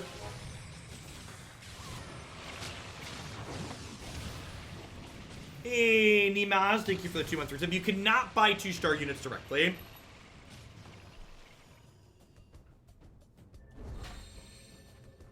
Yeah, that's true. That's true too. Like, if this hits 2-star before this, I swap it. But I think for now, I'd rather stay on this. These are pretty unlikely to get to 3. Yeah, Lone Druid's one of the better ones to put Refresher Orb on, because his cooldown is absurd, right? He has a 60-second cooldown.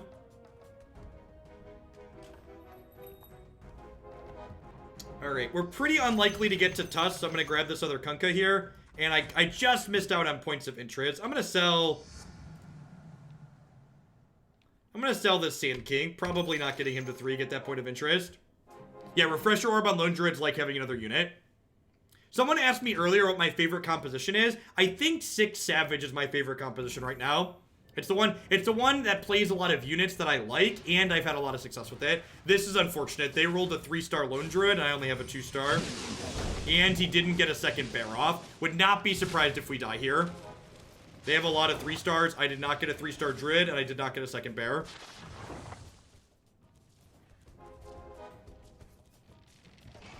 A lot of RNG did not go our way that round. This game has variance in it. Not quite as much as Magic, but still some. I'm normally here for Magic, but thanks for being introduced to Underworlds. Well, thanks, Neesmad. Yeah, this game's been a lot of fun. This is the most time I've spent playing a non-card game since undergrad. And now that we died there and our comp's not super great against this, we lost our win streak. I think I'm gonna... so that was 28. There's another Alchemist.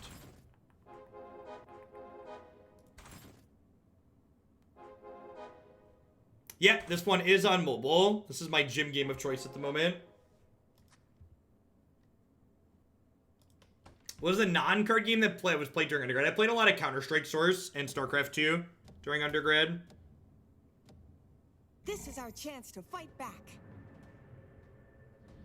So instead of me justifying my decisions to you, Shazanar, have a discussion with me. If you think my placement is bad, tell me why my placement is bad and how to improve it.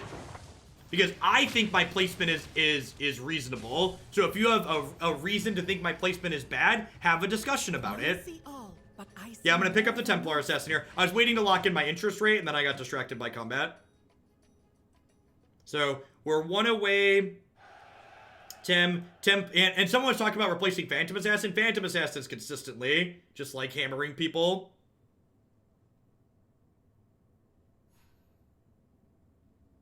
And this is going to be round 29 now, so I'll probably level to 10 after the next creep round. I'll probably level to 10 and get Kunkka in after the next creep round. And then when this hits a 2-star, it's going to replace Viper.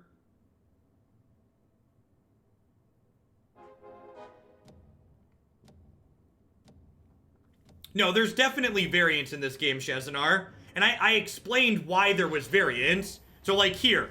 It's random which of my druids gets the upgrade. So my worst druid got the upgrade here, which is variance. Another bit of variance. They happened to silence my lone druid, and then they happened to stun him, so he couldn't get 2 bears off. So that's a variance element as well. All of your units inside of combat deal ranges of damage. So sometimes they deal more, sometimes they deal less. That's a variance element. And again, to say the game has variance isn't to say the game is bad. Variance in games keeps them interesting and adds replayability to them in the long term. Variance is a good thing in games. So this Kunkka is going to round out our warrior bonus and give us a small human bonus here, which is nice. This is a creep round, so I'm not going to level yet. But after this creep round, we'll drop Kunkka in probably over here, and then we'll start rolling for Templar Assassin and Kunkka upgrades. Yes, there's also critical hits. Like, my Assassin bonus is a 10% chance to deal 300% damage. So, like, every time my Assassins attack, they're trying to high roll.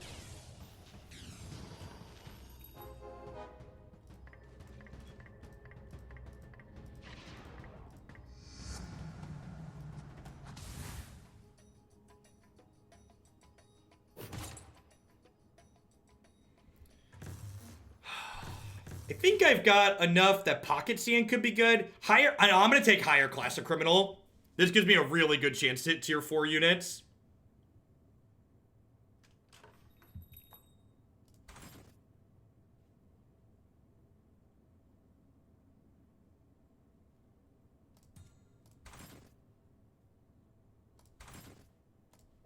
Here's Gunka.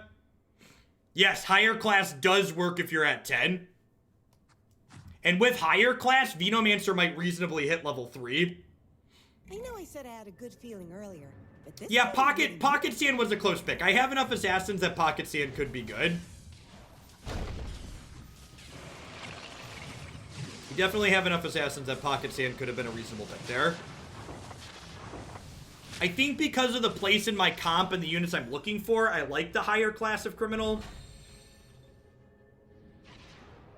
No, I'm 4 away from level 3 Veno. And actually, so I'm probably not completing this Enchantress, and it might be good to sell her because of that.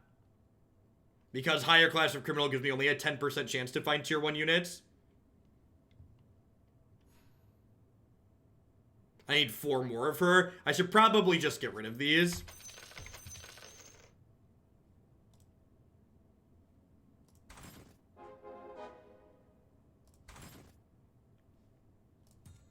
Lycan could be a reasonable upgrade.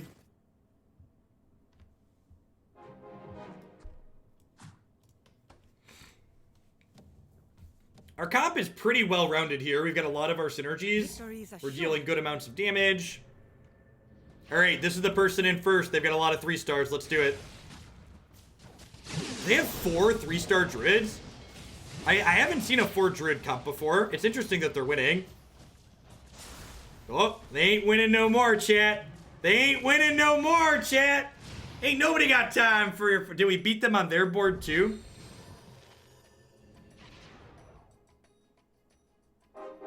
Yeah, we did. Sweet. We're good. We're in a good position to take first this game. Feels like we're ahead of most people's compositions.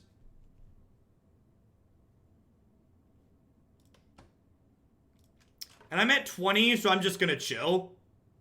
Like, I'd like a Templar Assassin, but I'd like my interest more. And we're already winning, so... We're looking for a Templar Assassin to upgrade Viper to a better Assassin. And then I'm looking for Venos eventually. I don't know that the 4 Druid comp is strong. Everything other than Lone Druid, as far as Druids go, fall off in the late game.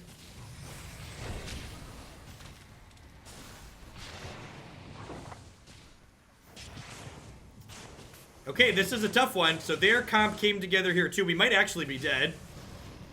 The pride cometh before the fall, chat. This is Debo. Debo, if we run into Debo a couple more times, they might kill us. Yeah, we're 0-4 versus them.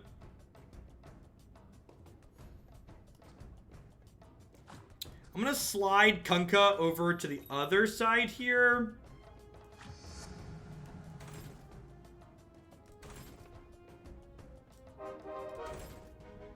In time, this power will seem normal.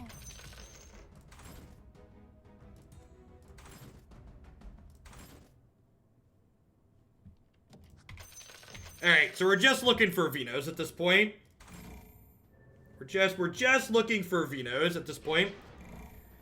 Assassins just don't get there. No, I don't think that's true. So, this 3 assassin comp that I have right now isn't super ideal. I was just looking for something to round out my savage units. 6 assassins I think is super reasonable. 3 assassins is kind of lackluster, I agree. Alright, we got third. We finished top 3. It's not bad.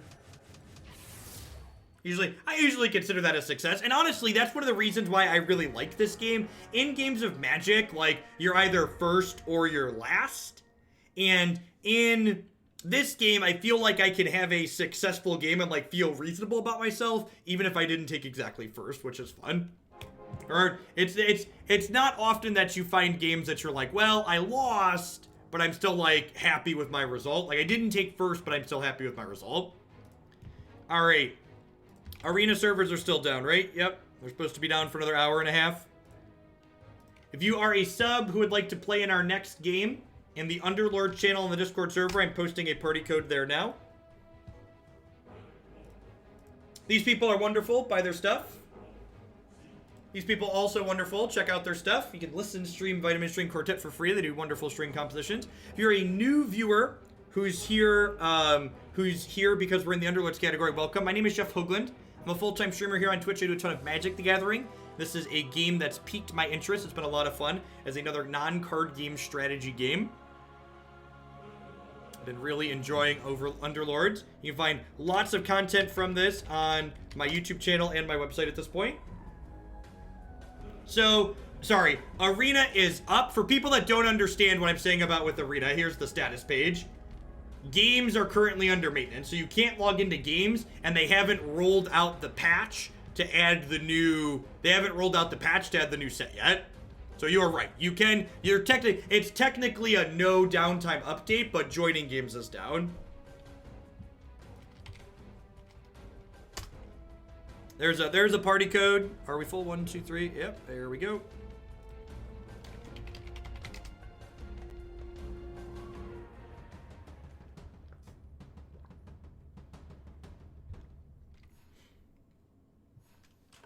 All right, and again, well, all of these units kind of suck.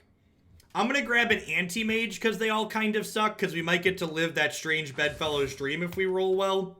But, again, you don't get too committed to what units you're playing early, because you're going to be able to sell them back for the same rate you buy them. So just keep your options open.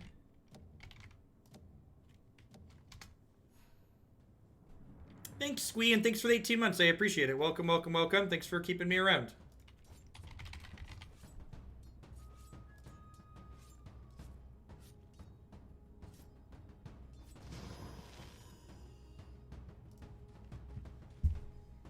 Is it possible to lose to the critters?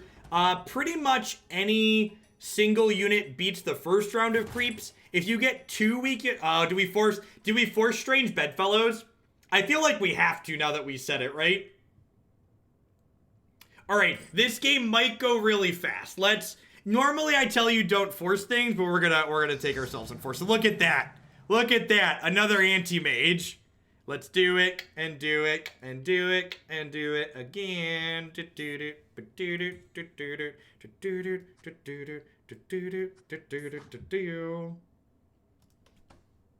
Yeah, we could go elusive demons. Yeah, if you roll a quick L2 Terror Blade with Strange Bedfellows, you kill people very quickly.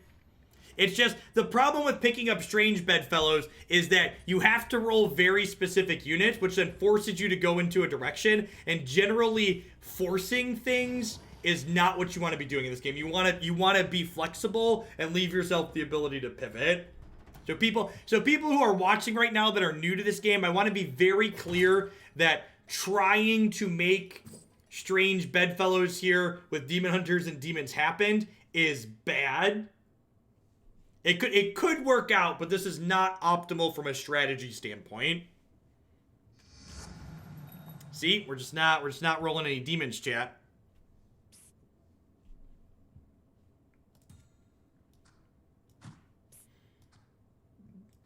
I agree. It is incredibly fun when it works.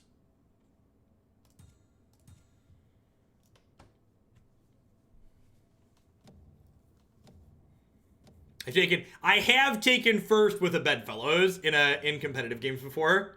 Playing ranked. It's rare, but it happens. Sometimes the stars align and it all comes together.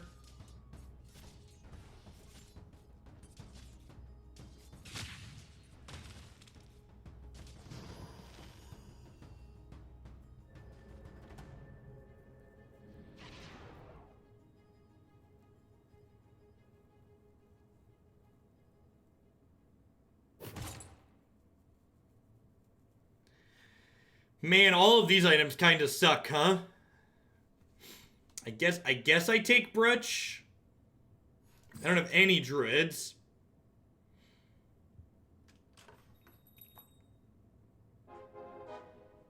Yeah, Brutch is like the most passable. There's another Tusk. There's a Pudge. There's an Enchantress. Drop the enchant. Like this. The problem is like anti-mage just like isn't really an individually good unit. So we might just have a dead item in Strange Bedfellows here if we just never see a demon. Strange Bedfellows is the battle of wits of Underlords. It really is, Verja. Thanks for the 2/3 video. I appreciate it. Welcome back. And Archangel, thank you for the 4 months. Hope you're having a good one. I assume we're about to get destroyed here. Looks like they have the inventor item here too, and they're not even gonna need it. Yeah, you're losing a level 1 item is not a huge cost. And again, like, this might be a point where I go into lose streaking just because our units are kind of bad and we lost the first match. When your units are bad and you lose the first match, trying to pivot into lose streaking is not necessarily a bad idea.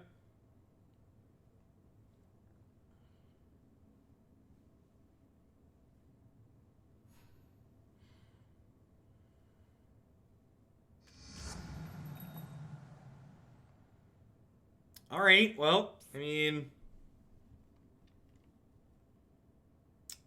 if I sell off aggressively here, I can hit an interest point this round, which I think I want to do.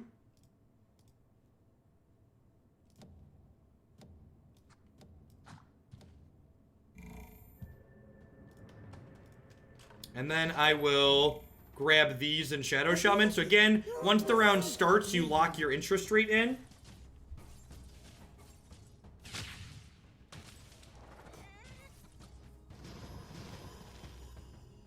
MTGA is not scheduled to be done patching for another hour and a half. Noon CST. Their patch window is really bad. Basically, someone at Wizards of the Coast was incredibly cheap and didn't want to pay people to come in outside of normal business hours to do their patch time. So they started their patch time at 8 a.m. when people show up.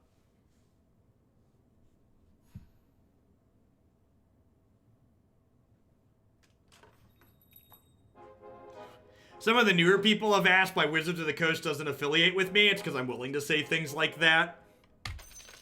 That they're cheap, and that's why it's being done in this time frame.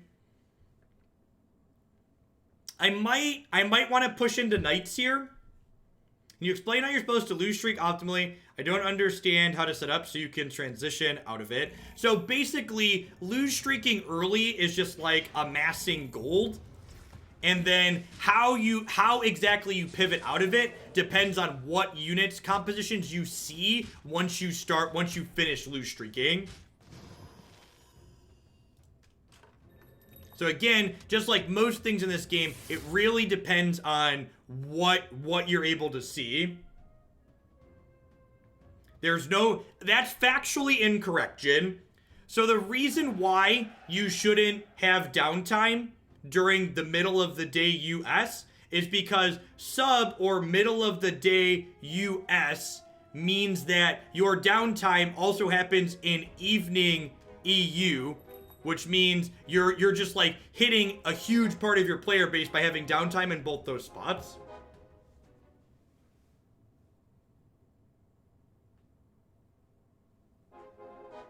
Thanks for being here, Spellcaster.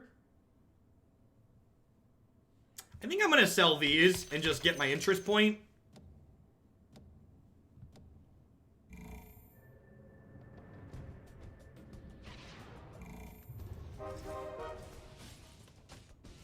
Upgrade this. Intentionally didn't upgrade this because I wanted the interest point and I want to be losing.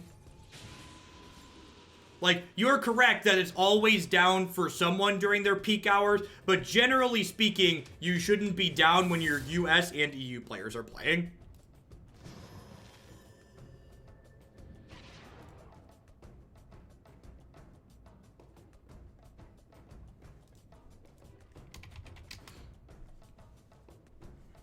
Alright, so who else is losing and how good is their squad? Honestly, these other people who are taking hits at the bottom, I might be able to put another unit on the board and still keep my streak going.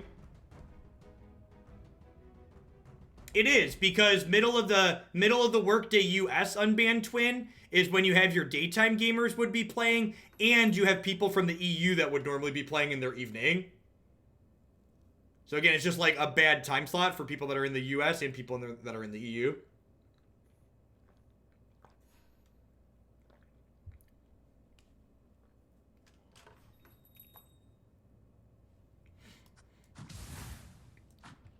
Putting this Trent in might be risky. All these other people have a lot of 2 stars. Like, if I hit Sinitus here, I might accidentally beat them. Hey, thanks for dropping in that Prime, Adidius. I appreciate that. That Twitch Prime pays my mortgage, so thanks for keeping me around. Welcome back.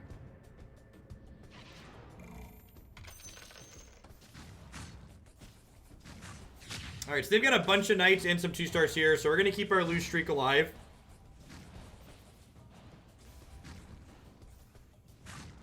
We are getting demolished. The update is live. Looks like it's still down.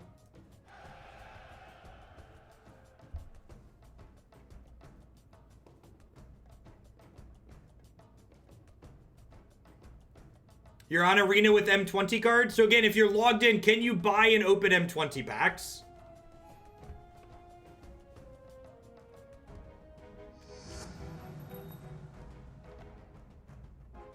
All right, I'll get it updating in the background here in a second. Yeah, nothing to buy here. We're gonna buy the TB probably, and probably the Phantom Assassin. Where's my shell script for updating Arena? It's around here somewhere.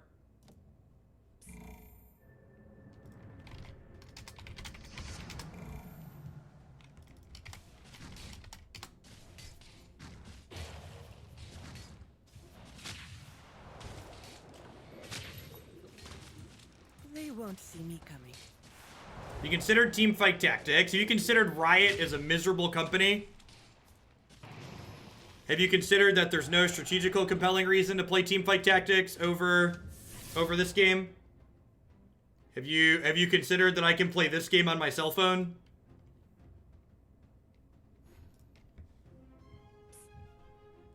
Have you considered that I can play this game natively on Linux? There's a lot of reasons to play this and to ignore teamfight tactics.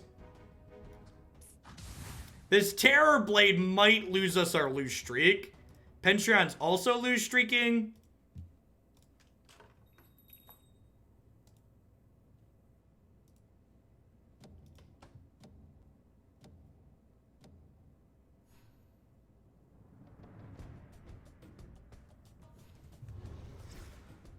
I don't know. If there was a super compelling gameplay reason to play teamfight tactics, I'd probably give it a try.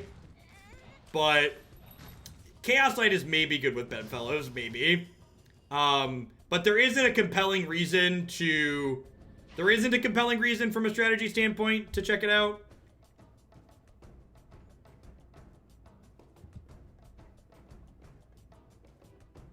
It's actually always optimal. That's just not true. Stop it. Listen, one of the things you need to break yourselves of if you're playing variance-based games like this is it's almost never correct to make the claim that something is always optimal. Or you should always do this. The actual answer is the reason why these games have so much strategy and depth to them and replayability is because there's a lot of sometimes you should do this and other times you do this, and when you do one and not the other completely depends on the context of what you have going on in your game. The mental shortcuts of always do this or never do this generally don't apply to games like this in Magic. Hey, Tinks Kazoo, thank you for the brand new tier 1 sub. I appreciate that. Welcome. Thanks for keeping me around.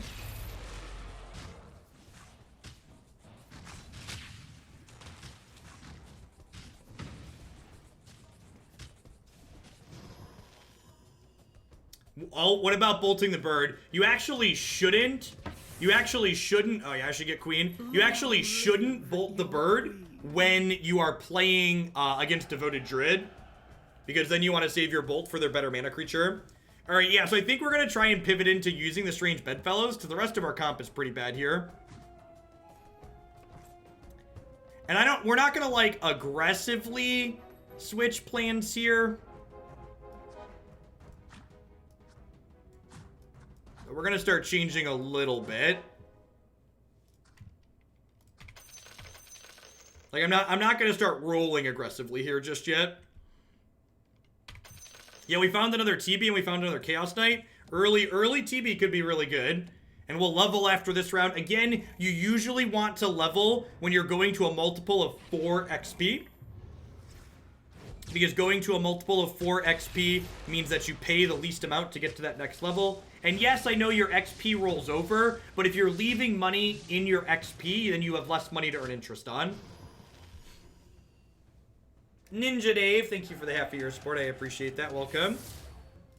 Alright, so probably want to start rolling aggressively for upgrades at this point.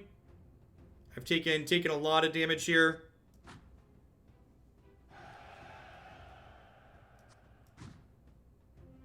So we're either putting characters in the back. This is an assassin, and assassins blink into the opponent's back line. So this isn't going to stay where you put it, so you just, like, pull it back off to the side.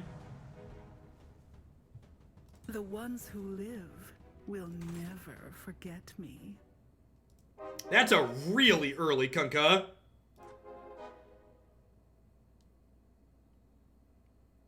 I think I'm going to buy the 3 of these and then see where we go from there. Okay, this is where my reign... I think I'm actually going to level again, because a lot of leveling early with the strange bedfellows when you're trying to force it is good, because when a lot of the demons that you're looking for are 2, 3, and 4 cost, so getting to a higher level lets you see them sooner. Alright, looks like we're going to roll out of lose streaking here, so we're going to want to try and get some upgrades going really quickly at this point. Hey, Toasted Mino, thank you for the 7 months. I appreciate them. Welcome back.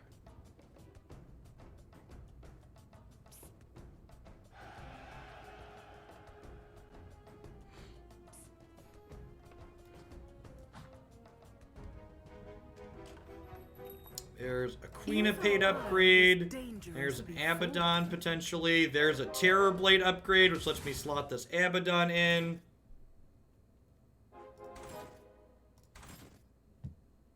There's an Anti-Mage to give all my demons plus.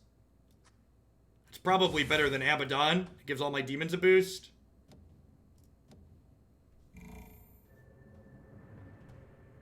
Jeskai Tempo. Yeah, we'll do, Niv. And thank you for that. I've been liking that deck a lot. Yeah, we're getting some stuff going here. I've got 2 2-star druids, so it looks like we're possibly gonna be able to pivot off of look at TB, just 3k damage. And again, this is why the health total is not a scoreboard in this game, right? Like we're at the bottom of the health total right now, but we're likely gonna pivot out of this lose streak hard and fast. These Vipers are probably going to go away so we can re-roll for some more upgrades.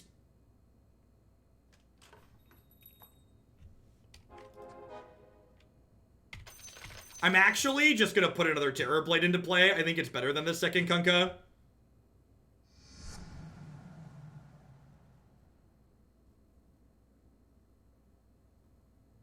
I'm going to grab these Lunas because I might... Luna would currently complete my Knight bonus, and she would complete Elusive, so if I could hit an L2 Luna, that would be good to slot in. Is there a second Kunkka? Did I miss a second Kunkka? I might have missed a second Kunkka. I wasn't looking for him. I have this problem where if I'm not actively looking for things, sometimes I'll miss them. That's why you'll often hear me say out loud the units I'm looking for. Magic Arena is downloading. This will be our last game of Underlords, and then we'll play some Arena. Thanks everybody for hanging out today. Hope you're having a good one. Am I looking to transition out of Druids? Maybe. Maybe.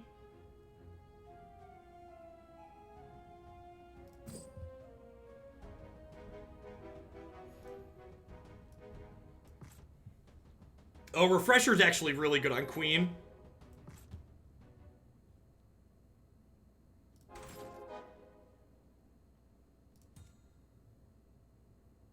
That's a lone druid.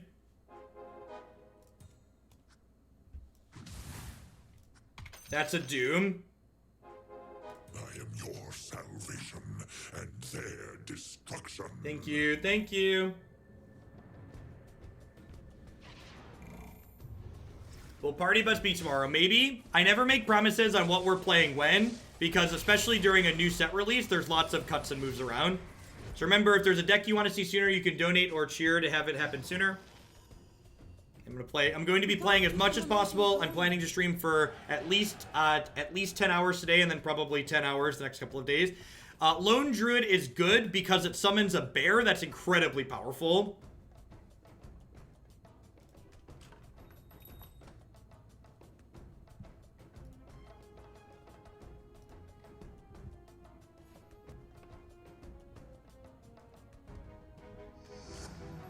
there's another Luna. So I'm gonna grab her, and I'm actually just gonna go ahead and roll a level here, I think. Because again, the higher level I am, the more likely I am to see... I'm actually going to go ahead and sell these, because if I win the round, I'll get my extra interest point. So something that I haven't mentioned before, and I find this interaction a little bit awkward. If you win, if you're at 19 gold and you win combat, that 1 gold you get for winning the combat counts towards giving you interest. Oh, losing Trent made me lose evasive. Yeah, that's true. That's true. I think that was a good swap. So if I don't have evasive anyways, is Shadow Fiend better than Luna? God, look at Luna's damage, though. Is Shadow Fiend better than Luna if I'm not getting the evasion anyways? The DPS on Shadow Fiend is also insane.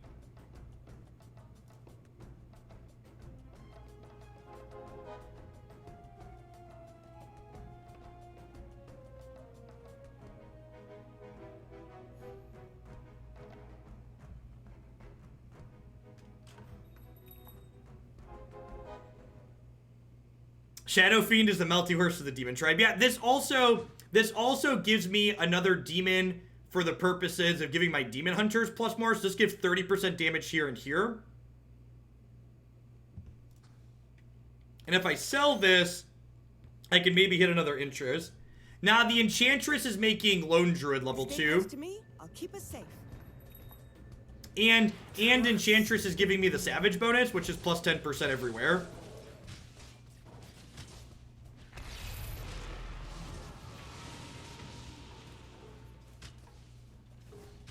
Yeah, Shadow Fiend did similar amounts to Luna there, and he powers up other things.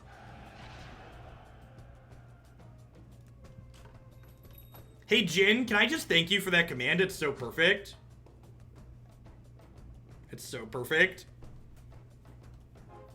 We're also, if you look here, so again, this is another great example of just like lose streaking early into pivoting into a win streak.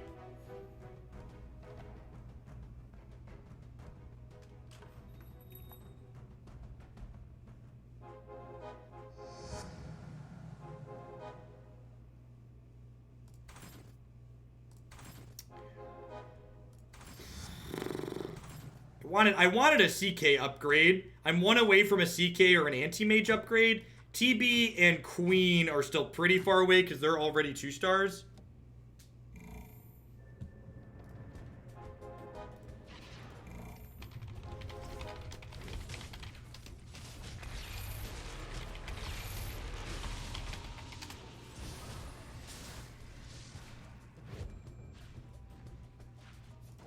Yeah, so I just downloaded the update for Arena, and then it's telling me it needs another update. So the people that were telling me it's ready already, it's not ready.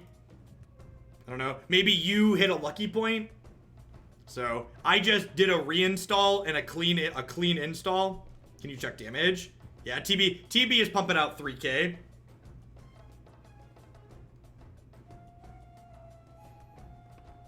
Yeah, so if you're in an opening packs, you're lucky and early. And this happens every time. It's always super inconsistent.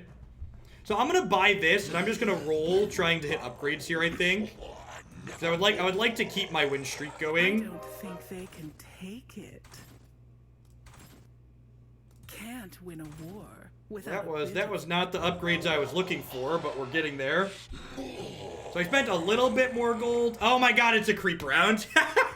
I swear to god I don't do it on purpose. I swear I'm just clueless and doing 3 things at once, like I was just checking if Arena let me log in. Like, listen, it wouldn't be a Hoagland stream if we weren't aggressively rolling and losing interest on a creep round, okay? Okay?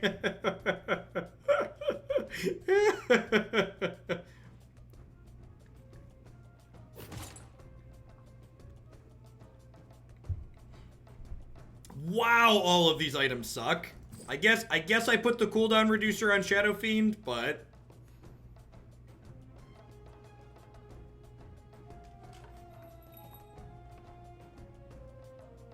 alright, and I hit that upgrade.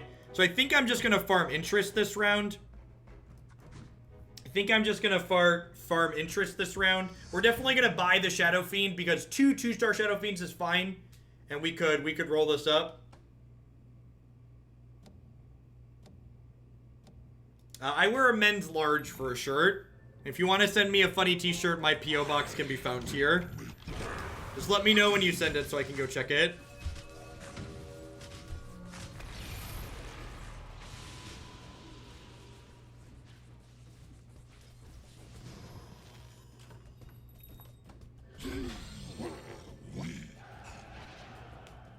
I actually don't have Abaddon. I sold out of the Abaddons. I want to take the non-chat opportunity to say that I think going sub-only chat for MTG streams has been great. I can't afford to sub, but I've enjoyed your stream a lot more since you went sub-only, and it seems like you're having more fun too. Thanks, 1312. I appreciate the compliment, and thanks for being around.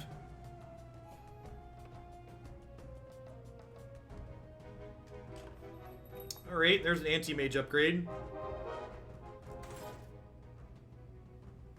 Where are my Chaos Knights at? Here we go. That's another Terror Blade. That's exciting. Hey, Erdian, thank you for the couple of sub-gifties today.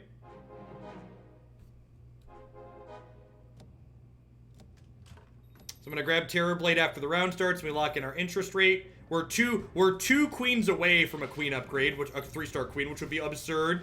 Getting 3 stars before round 30 is just like real good.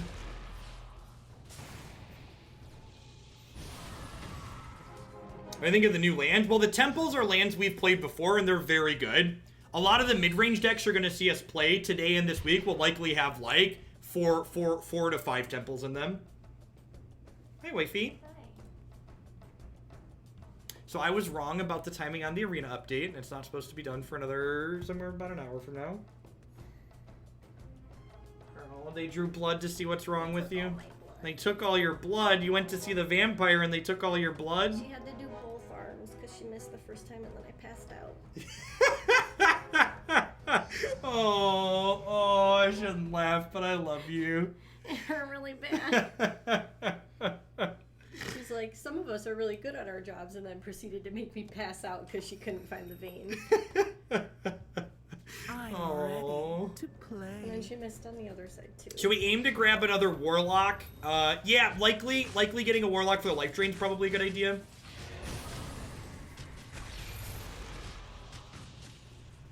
Are you winning? We're doing okay. Yeah, we're actually, maybe this one's gonna be close. As far as, like, doing well, it looks like we're gonna lose this round, but we're doing pretty okay in the match in general.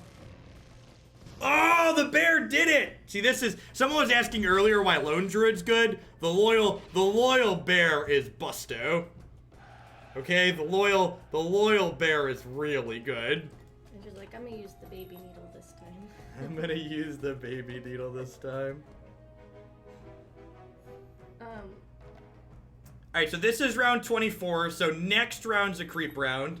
So if I can be conservative through this round, we get free interest on that round. So every 5 rounds, the creep round is, instead of playing against someone else's set of units, you play against a predetermined computer composition. That tends to be a lot easier. And then when you beat the creep round, you get an item. It's cold down here. It is. That's you. She asked me this morning why I was putting socks on when I wasn't leaving the house, and I was like, it's cold in the basement. It's 100 degrees outside. It is 100 degrees outside. You're not wrong. Mike thought you looked like I heard. he really wants you to show it on the stream. I need to see it first before I put it on the stream. It's only like 5 seconds. You want to see it? I don't have the technology to put it together now. The creep round is one where Jeff spends all his money and his opponent's getting the lead. That is a painfully accurate description.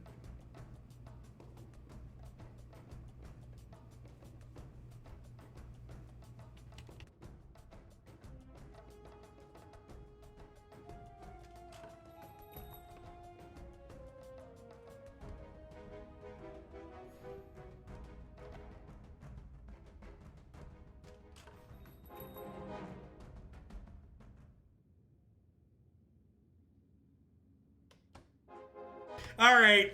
We're gonna after this game we'll figure out how to play that. All right, Mike, are you still here? They threatened to make it a chat command if you don't show it, so you might as well just show They it. threatened to make it a chat command if you don't show it.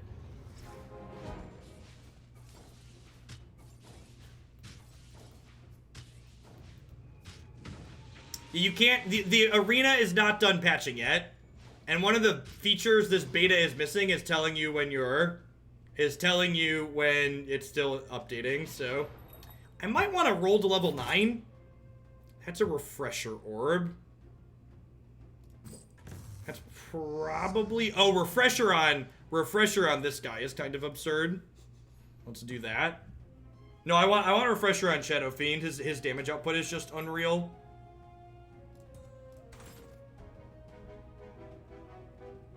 They won't stop us. I could grab Necropolis and level. I think I like that. This gives me the Warlock bonus.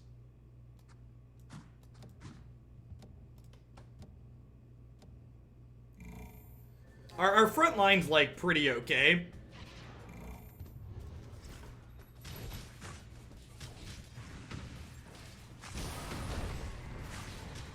Oh no, he got silenced, chat. Oh no, get Kunkka off of him. All right, whew, whew. As soon as he was no longer silenced, he's just like, let me melt everything. We're not going anywhere. Why are these two people on fire? Because we are win streaking, so we haven't lost a round in a while. So a lot like in Magic, your health total is a resource in this game. So even though our score was at one point we were the lowest in the game, and then we pivoted around. That person lost, so now you're the only fireball. Yep, and we're the only one streaking at this Like- point, which is great. Like, I know to win streak. It's like Overwatch, because you can be on fire. You get bonuses in this game for win streaking though. That's another Doom. That's another Chaos Knight. My bench is getting kind of cluttered here. He is super hot in his glasses and his jersey.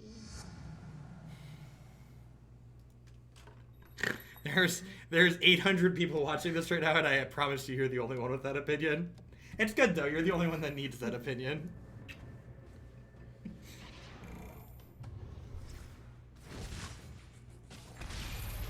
Do I want to sell out of the Enchantress? Maybe selling out of the Enchantress is a fine idea.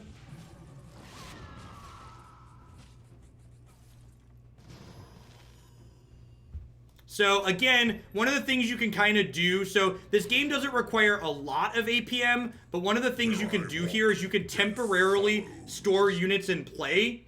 You just need to make sure you're full before, or not over full when the next round starts. So I'm gonna roll a little bit aggressively here and try and find some upgrades. This is going to be fun. Like there's a Doom upgrade, and now I can pull these back to my bench. Unfortunately, there's the Chaos Knights, and I sold out of those. Maybe I should have kept those. There's another Shadow Fiend. Yeah, this game's really good. We're going to be doing a lot of Magic this week with the new set releasing, but I'm going to be building this into my regular schedule for sure.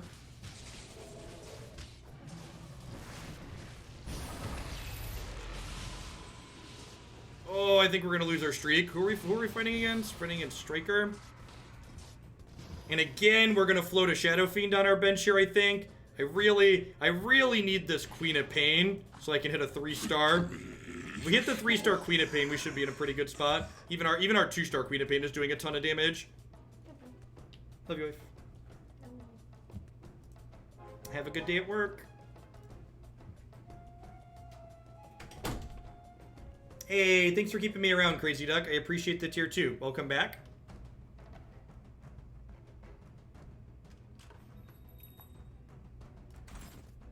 It's time to take what I And 3-star Queen of Pain not only increases the output of my damage a lot, but it frees up a lot of bench space here.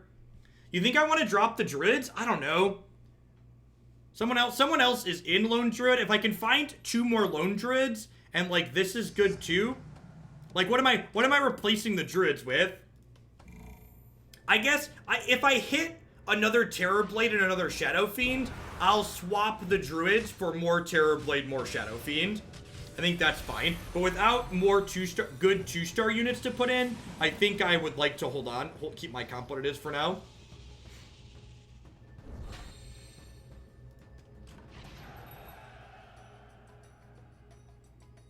And this next one's a creep round, so we'll hang tight.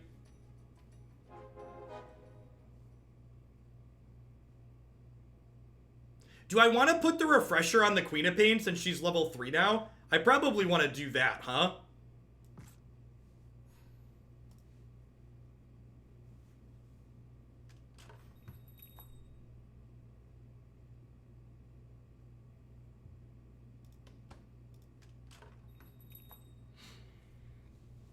Yeah, finishing out Heartless could be good too. Yeah, double Scream seems really good.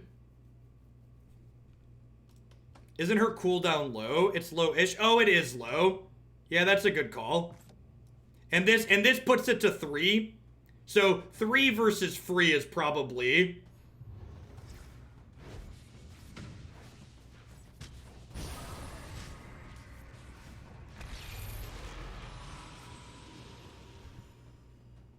Three versus free is very similar.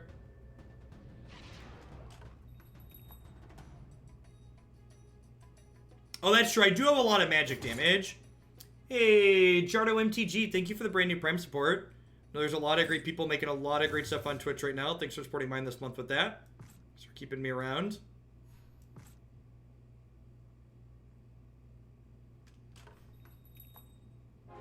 I'm really sad I sold those Chaos Knights earlier.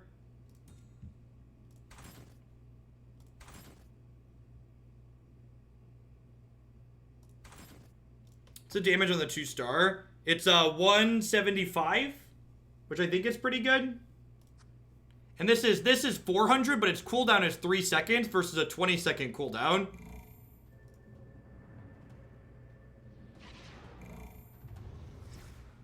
Yeah, that means it's still down. So like, I did the same. I deleted and reinstalled Arena, and it still wouldn't let me in.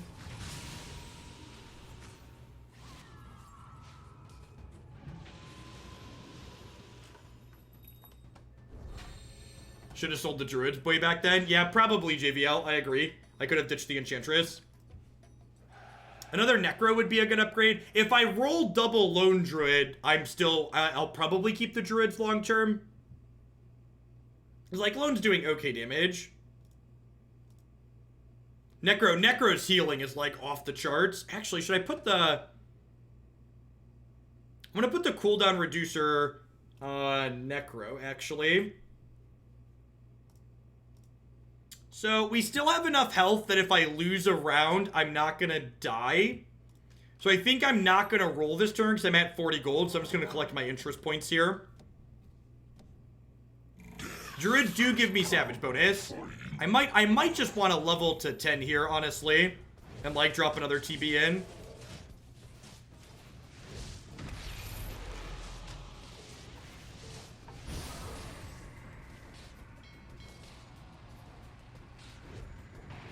Yeah, Straker has been messing us up.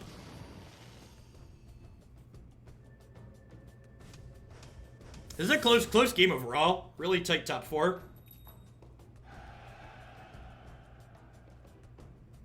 Yeah, a number of people have said they are already in, but people trying to get in now are unable to get in at the moment.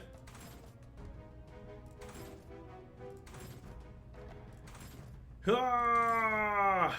I'm great for morale. Alright. All the rolling wasn't for naught. We found a Necro.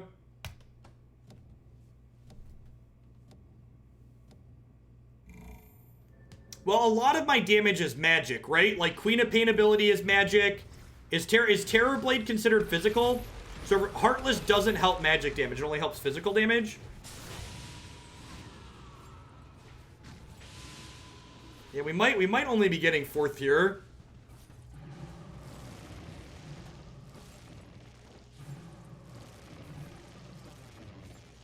Yeah, we're losing pretty handily to, like, all of the remaining players.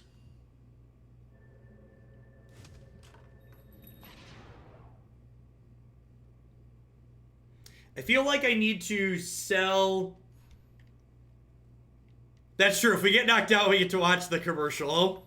That is true.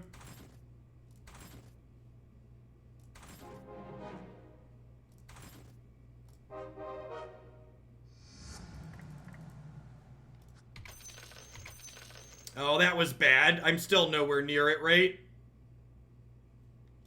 Yeah, that was bad.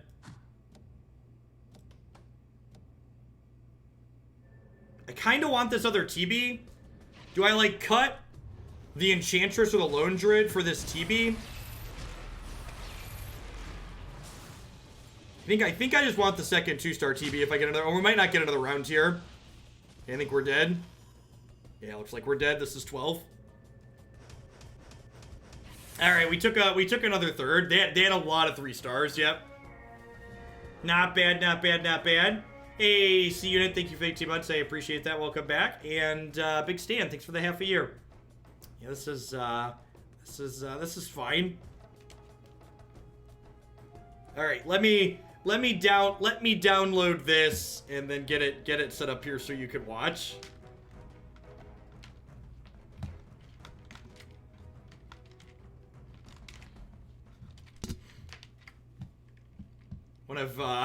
One of my buddies paid to have a commercial made for the channel.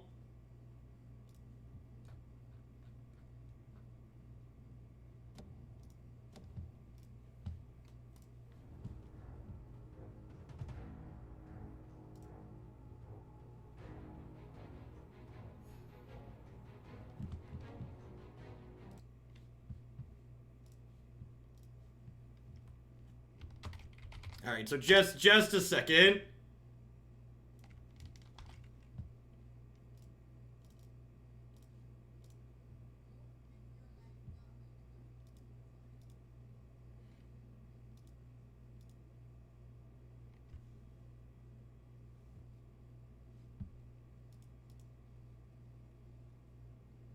All right.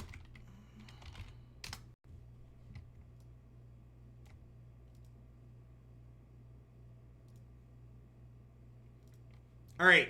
So I'm going to prefix this with "this was not my idea." But there's this guy in a fruit costume that allows you to pay him to record commercials for you. So this is this commercial that he paid to have recorded. Don't make your life garbage time. Join us in Hoaglandia today by subscribing to Jeff Hoagland with Twitch Prime today.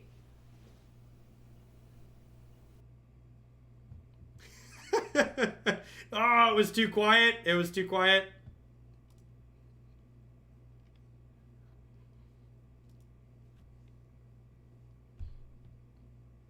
It is a vegetable costume, isn't it? That is actually a vegetable costume, isn't it?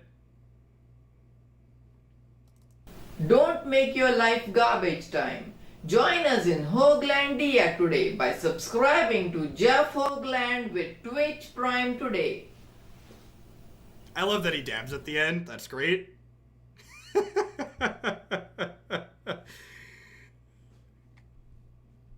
This is the quality content I came to this Twitch channel for. Attract6, thank you for the 2-month 3-sub. I appreciate that. Welcome back. Thanks for keeping me around. That was worth the sub.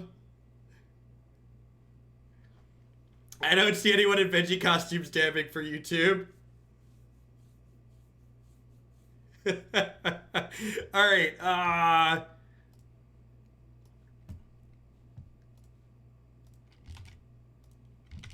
Arena still says it's under maintenance.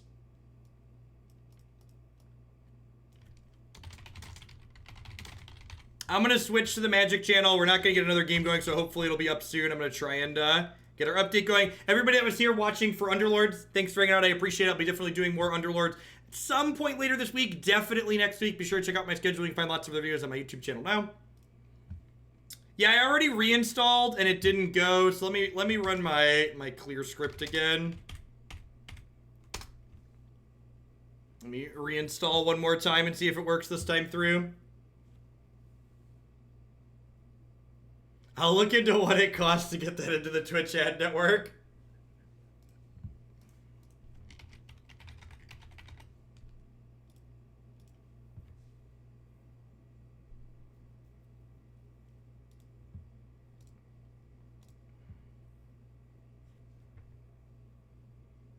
So the reason why you see the terminal in the background is because while I'm installing MTGA, I'm hacking it so I draw well. So you've heard about streamer luck. What I'm showing you is technically under an NDA, so don't tell on me. But I have my streamer luck hacking program running in the background, so I draw. I draw much better than my opponents.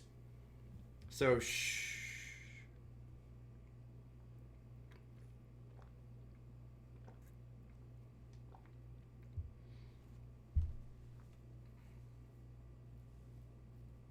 I knew the shuffler was rigged, yep.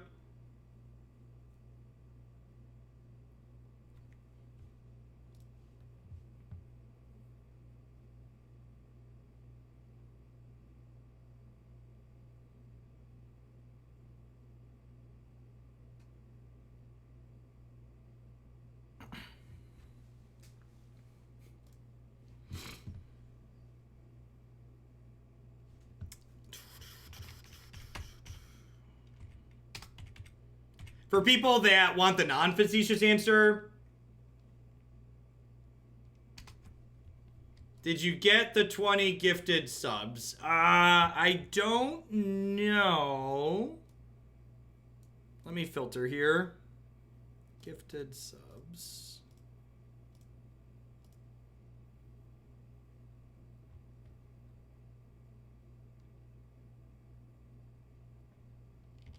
My dashboard seems to be medium. I don't see 50 from you, Marty. No, I don't think they popped up, but I've also been in and out. But it's not listed in my list of things that happened today.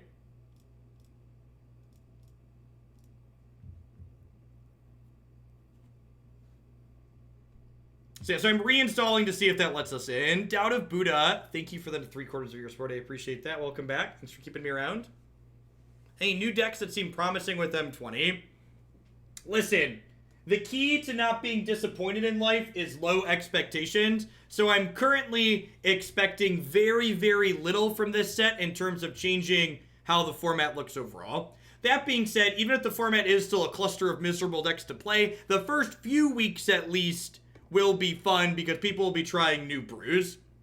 And if we come to the conclusion Standard still sucks after 3 or 4 weeks, we'll just play more Underlords and Modern and Pauper and stuff until rotation happens in the fall. But we're going to give it a fair shake. The next 3 to 4 weeks, we'll have a good amount of Standard content like we always do.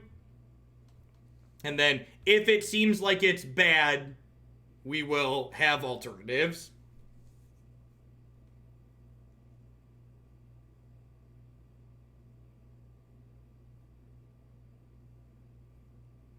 That being said, they decided to give Nexus of Fate a Scryland, so I'd like to fire whoever made that decision.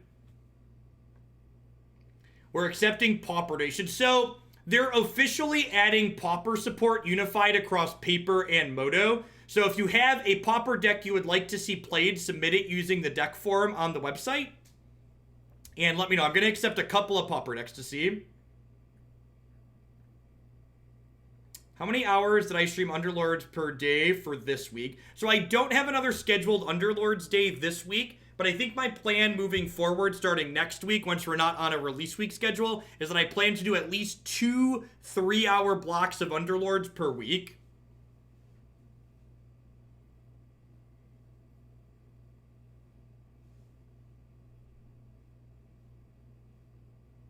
Do.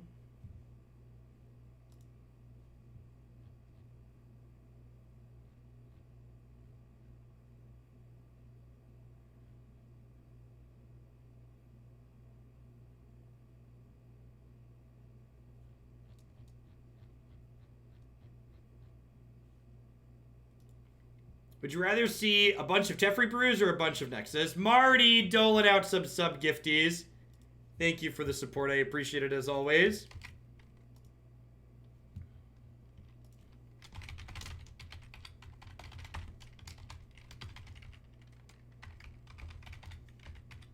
Also, because Thursday is a holiday in the US, I am planning to stream all day Thursday still. I've played a ton of Underlords off stream. Played a lot at the gym too.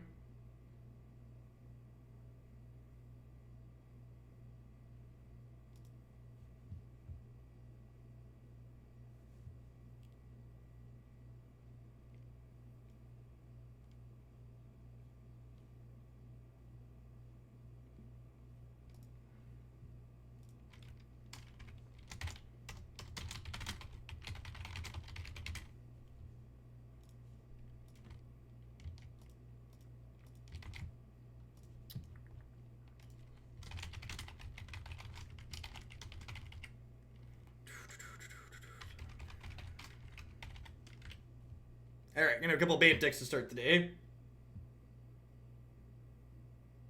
You're playing Underlords on a tablet or phone. Is it playable on a phone size screen? If so, I don't have my phone. I have a OnePlus 6 and it plays fine on my phone.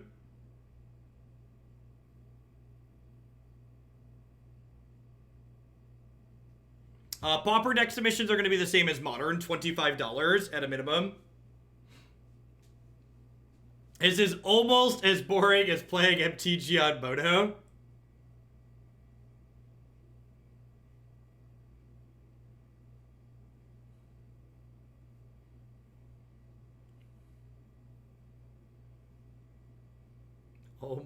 Almost.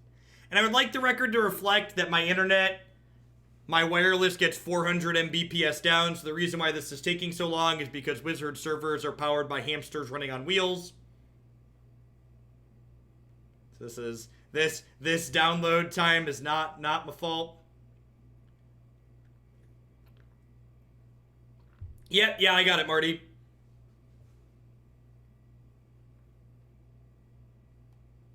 Are you still playing Warhammer Champions? I haven't touched Champions in a little bit. Underlords kind of took over as my mobile game of choice. The fact that Underlords is completely free is really nice. Like, Arena takes so much money, and having another card game that takes money, like, when I dove into Hearthstone for a little bit, I spent like $1,000 on that, which at least was tax deductible for me. But then, like, I got out of Hearthstone and had spent $1,000 on it, it was just like, oh. Hey, Yaku, thanks for the very generous tier 2 resub, I appreciate that. Welcome back.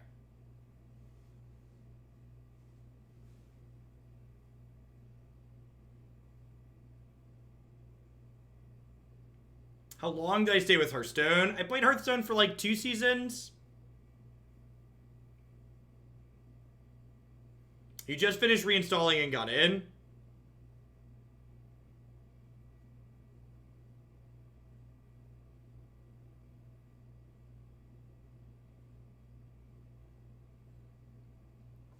Hey, is there another? Hey, Jarek, thank you for the 2-month resub. I appreciate that. Welcome back. So keeping me around. At least Wizards. That's true. Could you imagine if they were on Cloudflare? Is Hearthstone still worth trying?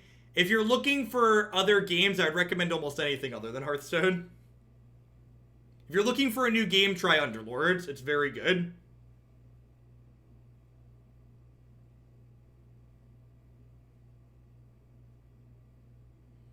$94. I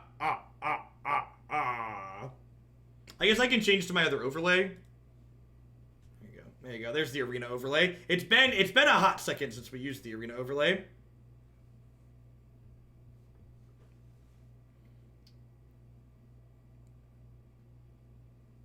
Yeah, if they do some kind of tournament at Gen Con, I might pick up some cards to play at Gen Con Mox Molder. I have a number of cards, physical cards.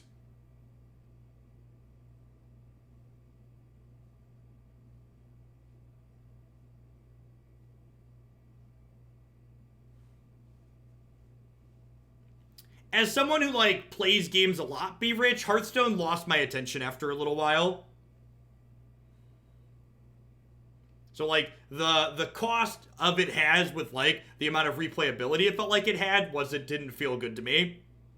So, like, it's a fine game if it, like, cost me, I don't know, a quarter of what I put in.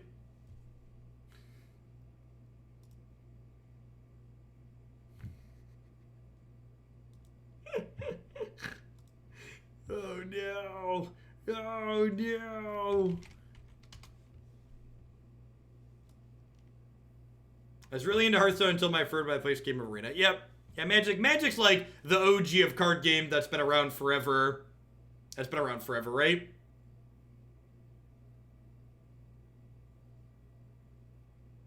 I'm just using generic wine staging, Ziva. It's pretty much always worked fine.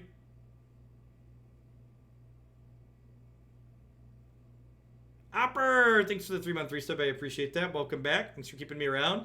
How can you download? Well, you see, I have my super secret hacky script here that lets me in when the other plebs can't get in. Obviously. It's the same thing that lets me draw better than you at home. So one thing that, like, so I didn't work yesterday. I didn't stream yesterday, but I was working, and I was, like, keeping an eye on other people. And the fact that, like, Kibler and Newmont both shifted from playing M20 to TFT not long after the preview event had started, like, was like, oh, that doesn't bode well for M20, does it? I'm in Illinois, Bloomington, Illinois. Christy and I go to Gen Con every year, though.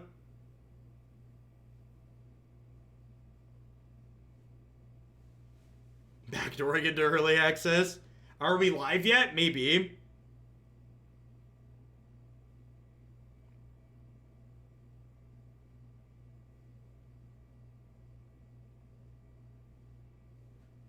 Yeah, Caleb was on for a good long while. I had Caleb up for a lot. Let's see if it lets me in, or if it tells me we're still out of date. They're technically not supposed to be... They're technically not supposed to be live until another 45 minutes. Maybe we should have played another game of Underlords.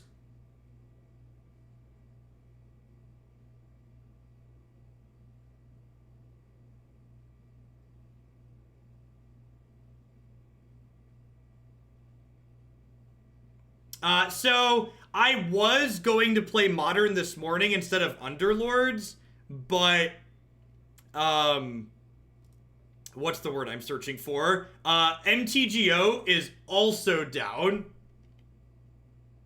MTGO is also down. So Wizards, in their infinite wisdom, has 2 platforms for playing Magic at the moment, and they put them both in downtime at the same time. Those are the business decisions that Wizards of the Coast makes. That's why they don't work with me, because I'm gonna stand up here and be like, this is incredibly stupid.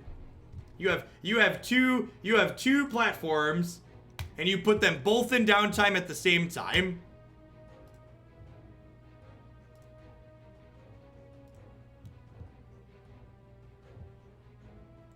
All right, if you're a sub, I'm posting in the Underlords channel.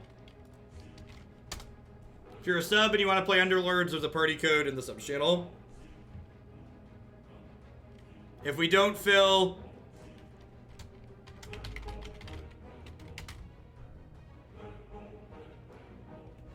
If we don't fill with subs, I'll open it up to the general pop.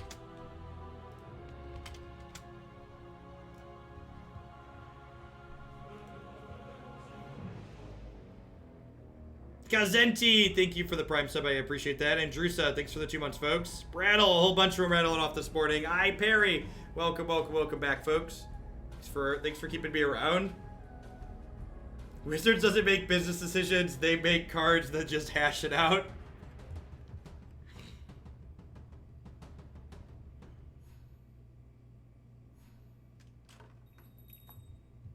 So, I would like to address a point that a mouth breather just made in chat, and maybe we should throw chat back in sub-only mode. Someone just said, remember when Jeff was throwing shade at Savitz for playing Underlords instead of Magic? I, at no point, said anything negative about Savitz personally. Savitz can and should play and stream the games that he enjoys, that thinks he are best for his product. That being said, it is okay for us to be critical of Wizards of the Coast for adding people to a Magic-focused thing that aren't playing Magic. Like, that's not criticism of Savitz. That's criticism of Wizards of the Coast. And as someone who enjoys Wizards of the Coast products and has my success tied to Wizards of the Coast in part, I'm allowed to be critical of them as a company. And people who are trying to pass it off as, well, you're being mean to Savitz. No, Savitz is awesome, and he makes amazing content, and he can and should do what he thinks is best for his content. But the rest of us are allowed to be critical of decisions Wizards makes.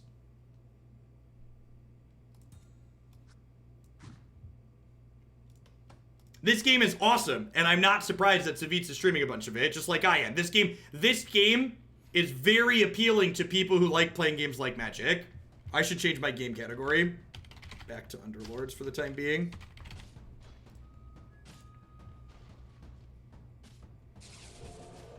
Alright, for people who are in the M20 waiting room that want to learn a little bit about this game, the first things first, this game's completely free to play, and it's not free to play like Magic Arena's free to play. This game isn't just free to install. It never costs you money. In fact, it's currently in beta and you can't give Valve money if you wanted to for it.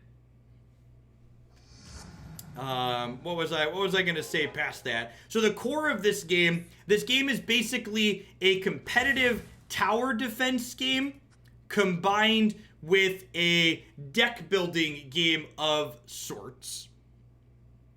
So, if you've ever played paper deck building games, Algar, thanks for the 15-month resub. I appreciate that. Welcome back. And I think someone said I missed their sub. Sorry, No Spoon. Thanks for the 9 months. Welcome back. I was mid-rant. Yes, the game, when you eventually can give them money, they're going to monetize the game via cosmetics. This game is also fully cross-platform, so it runs on Windows, Linux, OS X, Android, and iOS, which is great. I think I'm going to buy these Witch Doctors, actually, because if I roll an early 2 Witch Doctor, that might be fine. Arena's not updating. The reason why we're currently not playing Arena is because you can't get in. It's scheduled to be done with downtime in 45 minutes from now. Bonnie Platypus, thank you for the tier 1 sub. I appreciate that. Welcome, welcome.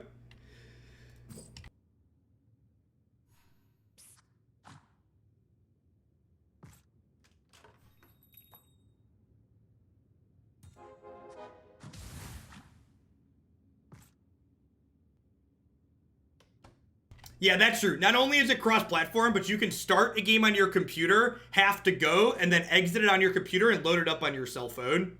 It's really sweet. Thrilling it. Thank you for the 15 months. I appreciate that. Welcome, welcome, welcome back.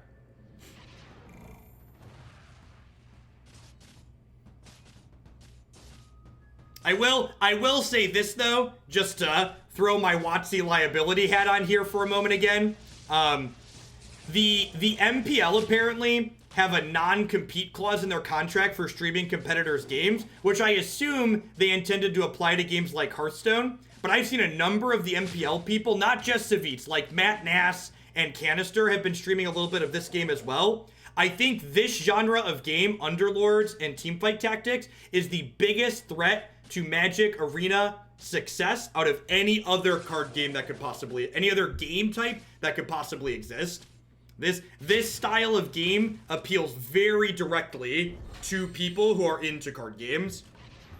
There is a reason why all the card game people have been playing this. Actually, I probably want Batrider because it's a troll. Ooh, missed.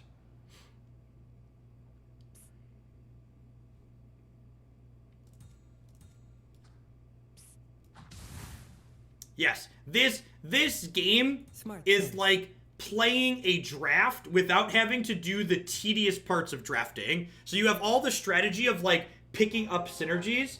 Hey, Zero, thank you for the 7 months. I appreciate that. Welcome back.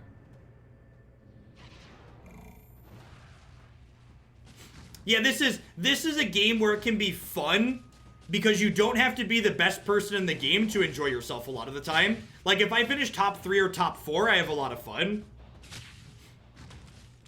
No, so if you're someone like me that doesn't enjoy micro games because you're an old man with bad reflexes, when the units actually start fighting here, you don't do anything at all. So you draft the units you want, you position them on the board, and then they auto battle. That's why the original game was called auto chess, and the genre I've heard referred to as an auto battler.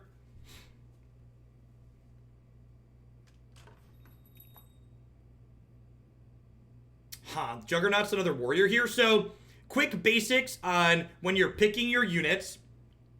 So you'll note here, all of these units have, hold on just a moment. All of these units have a gold cost and then different synergies. And then the different synergies give you different bonuses based on having multiple of them. So example, my brawny units give other brawny units extra health. My warrior units, when I have enough of them, give all the warrior units extra armor. And then you can see the little tally marks on the side here. As I collect more warriors or more brawny units, I get better bonuses. Another way you make your units better is when you buy multiple of the same unit, they get an upgrade. So if you buy 3 of the same 1-star unit, it gets upgraded to a 2-star unit that's much more powerful. Yeah, Arena's still down. I tried reinstalling half an hour ago, and I tried reinstalling 5 minutes ago, and it's still down. It's scheduled to be up in 40 minutes.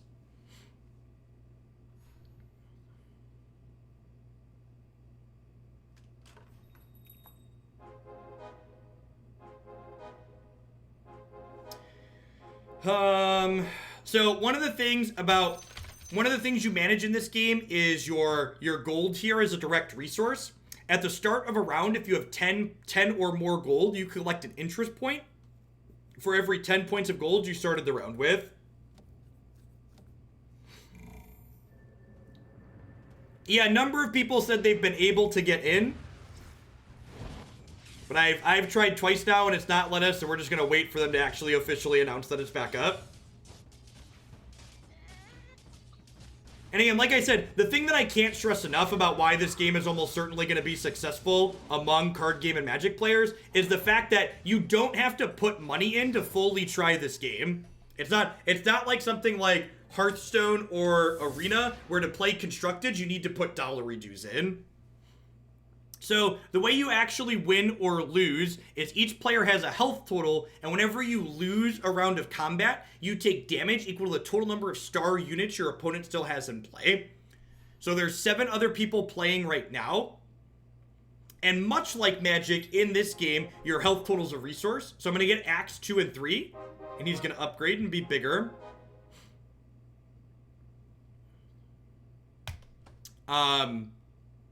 Much like Magic, your health total is a resource, so losing some rounds in the early or mid game is not a big deal as you get set up. My general tips for getting into this game when you start is, unless you're saving for interest, you want to buy units aggressively, because your units you always sell back for the same amount. And much like when you're playing limited in Magic, you want to be you want to leave yourself open in this game so you can pivot. In fact, even more than playing limited in Magic, because you can sell units back for the same thing you bought them for, it's really low cost unless you're missing interest to be flexible. Another thing that goes in here, you can see this experience counter. The experience counter levels you up when you hit the next experience, and you can spend gold to earn 4 experience. So when this round ends, I'll gain 1 experience, which will get me to 8, which will put me to level 6. And then when I get to level 6, I can put another unit into play here. When I drop this Drow into play, you're going to see a green thing pop up because Drow completes my Heartless synergy, which gives me this bonus. So the game helps you track which bonuses you're close to over here on the right side.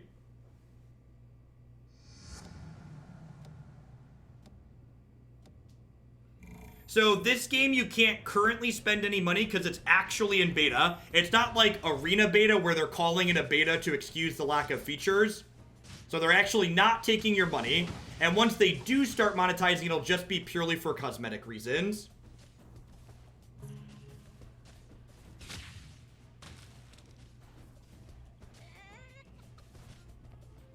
Yeah, I might want to put the mask on the Drow. And again, I'm going to speculatively buy a few of these units, and there's a good chance I'll sell them back if I don't roll more copies of them.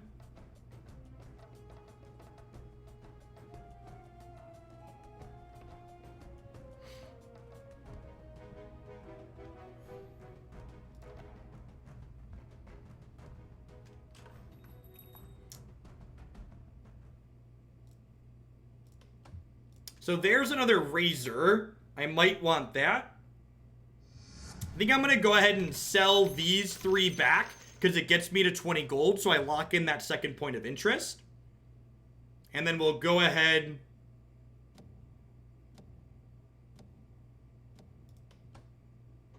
No, I think small Teferi in Standard's a huge mistake. It makes for miserable Rancid gameplays. Oh yeah, I forgot to move the mask. That's fine, it's a creep round.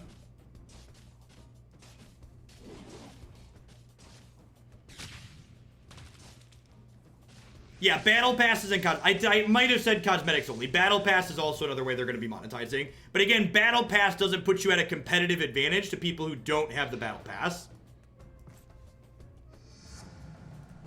So again, that's still fundamentally different than how Arena is monetized. This bonus is pretty good, and I might get humans later. Battle passes do different unlock different bonuses in different games for different game modes usually, or to let you earn extra cosmetics. It varies game to game.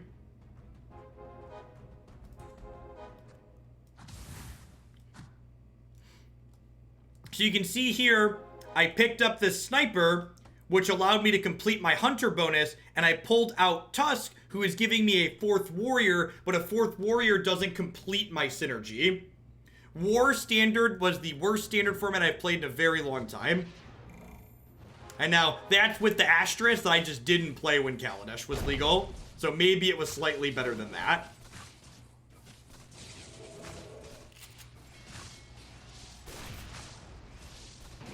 Oh no, they have a boat. Are we gonna do it? Get him. I think we're good here.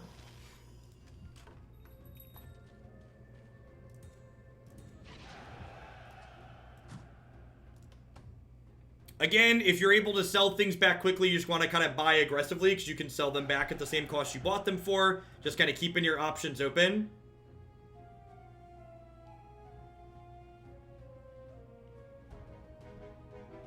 Teferi, 3-mana Teferi, and Narset remove the parts of Magic that I think are the most fun parts of the game.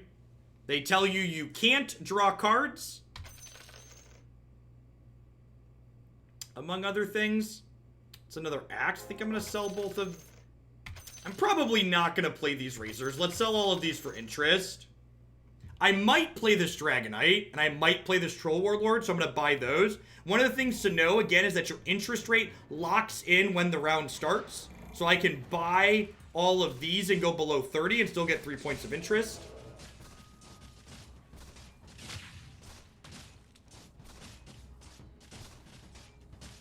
Looks like we're gonna die here, unfortunately.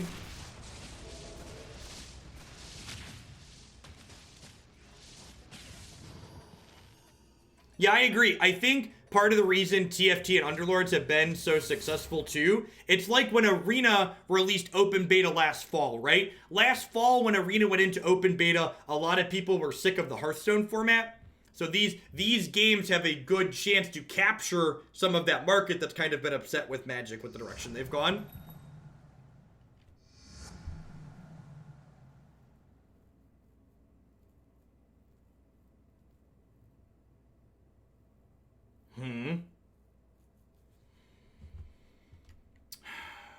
I can't really slot either of these in without giving up bonuses. I guess I can slot this in over this and not lose anything. That's probably fine. So something I haven't pulled up yet here is if I go here, I can see the damage output from all of my units, which is nice.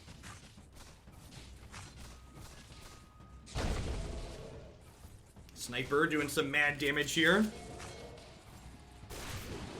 Troll Warlord is a high damage output unit. Just getting kind of run over here, huh? So, one of the things that matters in this game that I haven't talked about yet in this match is the positioning. So, as my compositions kind of developed here, I've got 3 ranged units now. So, I'm going to go ahead and take these units and pull them back into the corner. So, this way when my opponents... Yeah, I don't have a lot of 2-star units though, but I definitely should... I should probably start rolling for some upgrades. I'm going to pull them back into the corner, so that way my opponent's units have to walk across the board getting shot at as they come towards me. Yeah, the blue bar is damage from abilities. This Disruptor would let me round out the Brawny bonus, but the Brawny bonus isn't that good. It's only 500 health. versus 200. And I'd have to put Juggernaut back into play and Disruptor.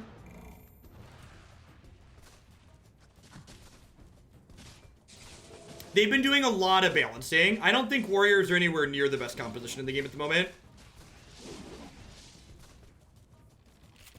This game is a great mobile game. It plays on Android and iOS as well. Oh yeah, I should put the mask on the troll. Good call.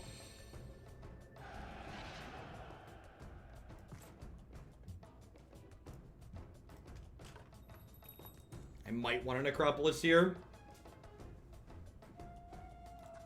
Necro. Yes, your Android and Steam account are linked on mobile.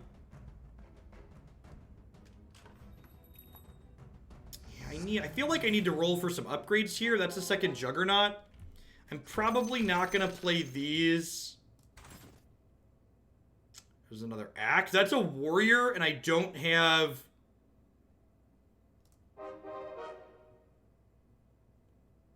I will tear the heavens asunder. It is a creep round. Of course it's a creep round.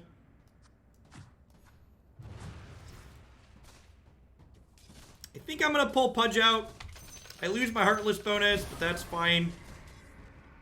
Like, my Drow is still level 1, so I might be replacing her at some point here soon, too. I might be losing this creep round. My composition's pretty bad at the moment.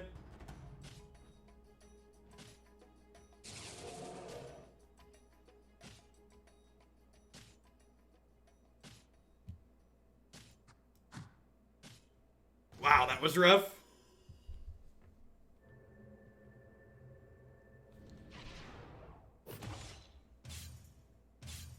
Oh! Oh, we high rolled. Ding. Ding. Got the item we wanted anyways. Lucky. So when you lose the creep round...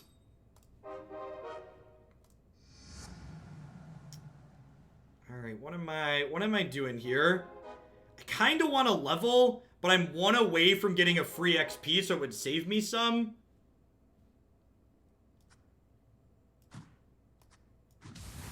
This gives me Brawny 2, but it loses me the Archer bonus. Maybe this is better.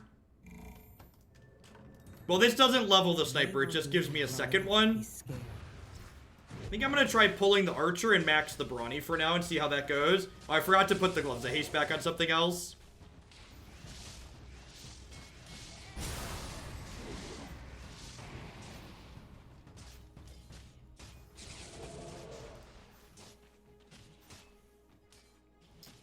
Our composition actually did pretty good there, and I've pulled a lot of my ranged units, so I should probably move closer to the front if I'm going to have less ranged units.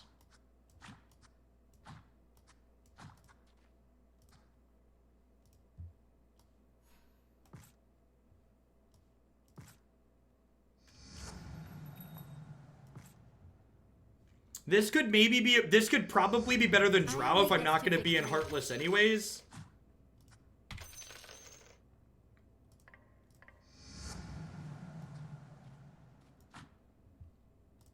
I'm still one away from my last Archer bonus. We'll probably put in Sniper for that.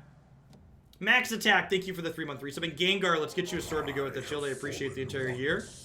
How many rounds? The game plays until there's only one person left with hit points.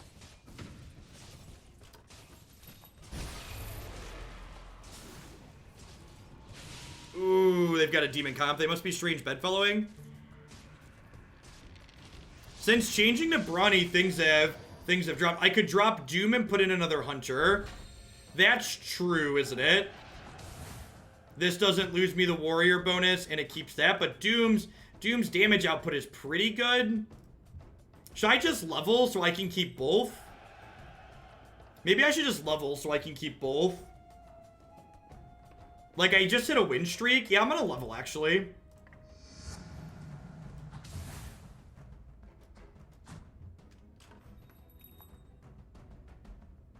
It's not a creep round, don't level. So, when you win multiple rounds in a row, you start getting extra gold for win streaking. So, I think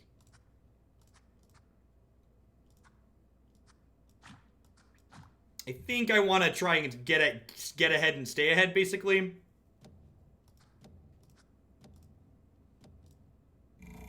I should probably put the plus damage item on Wind Ranger because she attacks really fast. So increasing her damage is more valuable than a unit that attacks more slowly. Status page says arena is all green. I'll get it reinstalling. It does say all green. Sweet. Thank you for the heads up.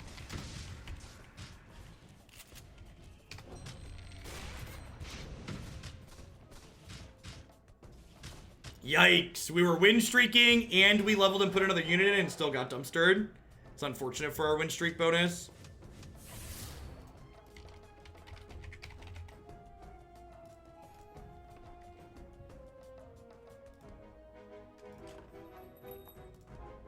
Is all of an item not equipped? Yep, because I tried to move it. Oh, that's probably why, because I went to move the item and it unequipped it. That's unfortunate. Looking for a Beastmaster or a Sniper. Arc Warden might be good here, actually. So Arc, this is a Shaman. So this would be a second Shaman to turn something into a frog. Killing their hope. How much variance do you think this game has compared to Magic? It seems like... Can you explain why you think it seems like a lot? Because I think this game has way less variance than Magic. Magic players always seem to underestimate how much variance having lands introduces to Magic the Gathering.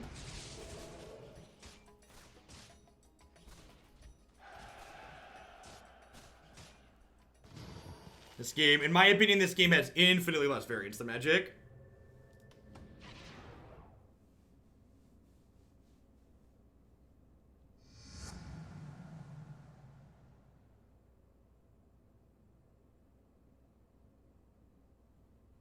Magic has an incredible amount of variance in it. We are almost at a creep round, that's true. Oh, we are at a creep round. This game has less variance. This game probably has more variance than Artifact. Artifact was actually an incredibly low variance game, which is one of the reasons why it failed. Artifact was unsuccessful in part because of its lack of variance. Variance is a good thing. It makes games better. It makes them more interesting. Yeah, I agree with Navier. So, this game is comparable to Magic in that you generally need to run a little bit hot to take exactly first, but being good and making good decisions is going to get you top 2, top 3 most games.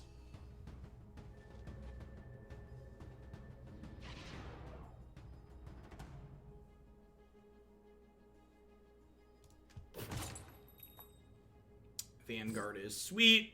Let's put that on. That sequence works well with his taunt.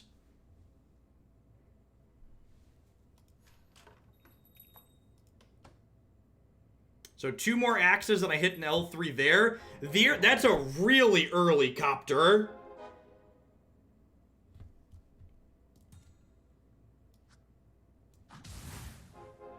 I've got 4 warriors. Who's getting pulled? It's probably Doom. It's probably Doom. We'll grab another warlord here.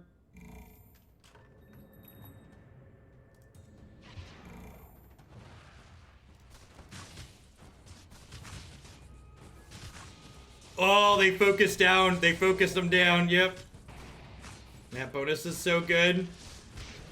So the sniper bonus is both your snipers attack the lowest health enemy at the same time. So it lets you pick them apart, which is sweet.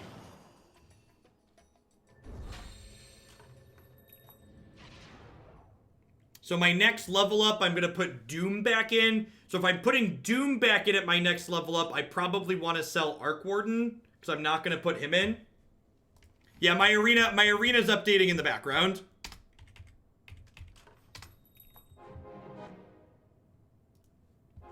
That's a Beastmaster upgrade. I'm going to sell this. Let's look for a Sniper upgrade. Perfect. All right, and we're getting pretty well set up here. You show the damage tab for that round. Yeah, Sniper did 1600. And that was before Sniper was L2. It did 1600. So I'm looking for 2 axes, a single Troll Warlord, 2 Dooms.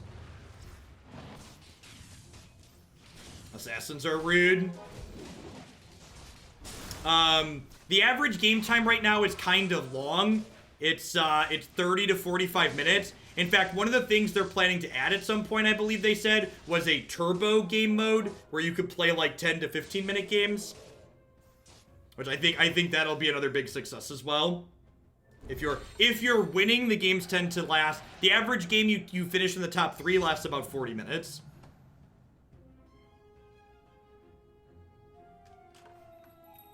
Yeah, the assassins were rude, but we just kind of shrugged them off there. Items are limited to one per unit.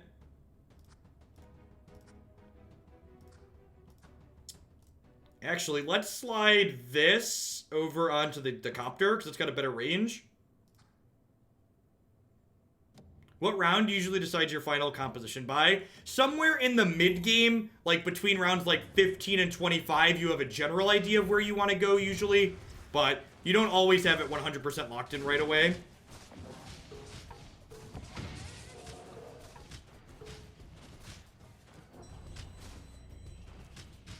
Oh no, they killed all of our front line.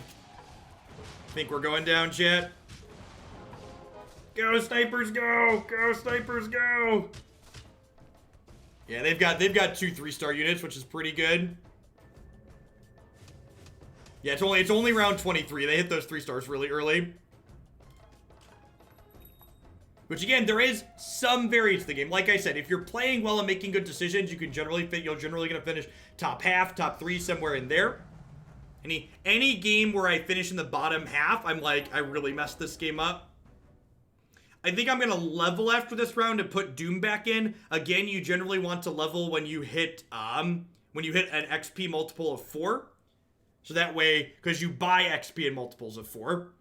I don't want to reroll here because I'm going to lock in my max interest. Not the next one, because that's going to be 25. Right, thank you. Don't level on the creep round. Pelly's got me. Don't level on the creep round.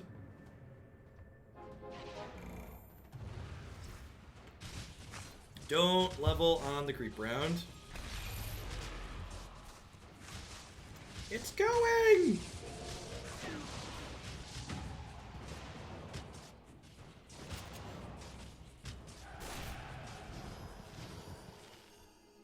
Sniper just slaughtering people.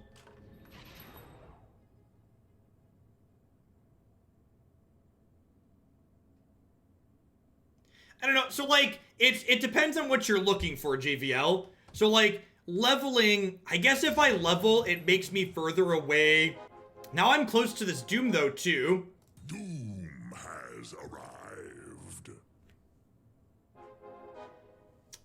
I stream full time here on Twitch, and Magic the Gathering is my primary source of income.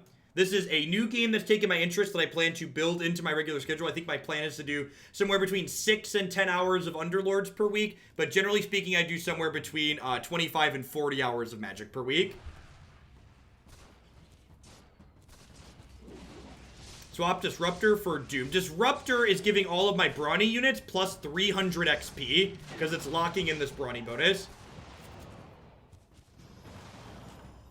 Awesome, and thanks for letting me know you're here for Underlords. Definitely my viewer count tends to be lower on Underlords right now too, just because I've streamed Magic for so long. But I do plan to do this game on the regular. In fact, if you're a new viewer and you haven't checked out my website, you should check that out. There's lots of great videos up there of Underlords at this point. So looking for Dooms, and that's another Disruptor.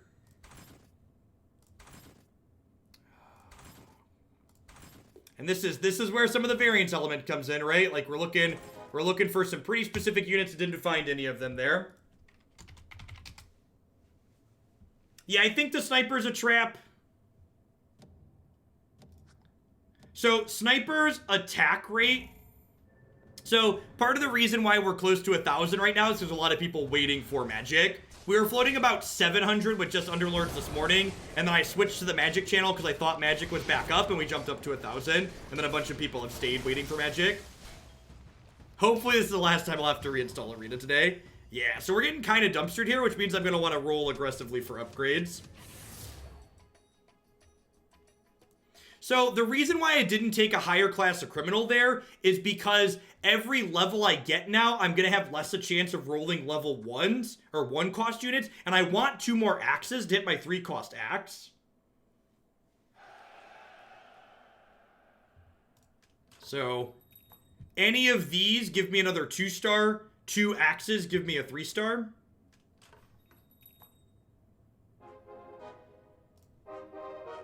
Thanks, Mala, and welcome. I'm losing by enough that I'm going to get aggressive here. I will ascend to my rightful Okay, place. so we hit 2 upgrades there. Because so we're 3rd in the total health right now, but we've lost the last few rounds, and 1 or 2 hard losses will deal 30 to us. So I kind of want to roll to try and upgrade my composition here. We hit 2 new 2-stars here, and 2-stars are much better than 1-star, so hopefully this will help us push through.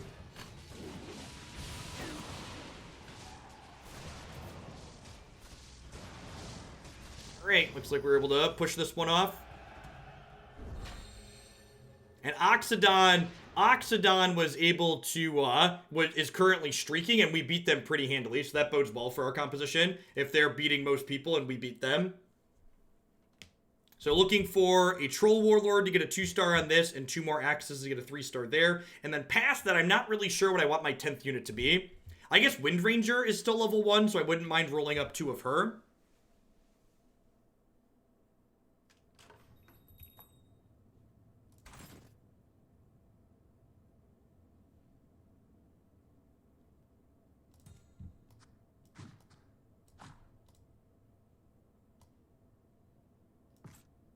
I think that's a pretty easy swap.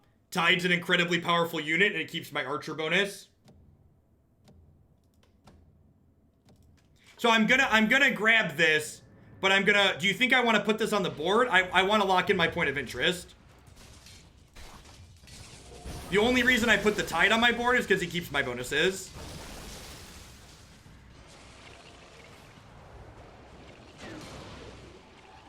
Man, we just got dumpstered by Mr. Photon.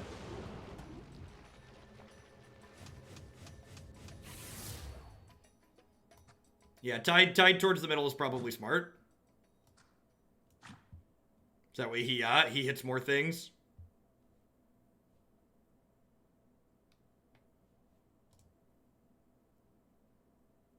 I could pull the Warlord and put the second Copter in. Because Warlord's kind of been underperforming.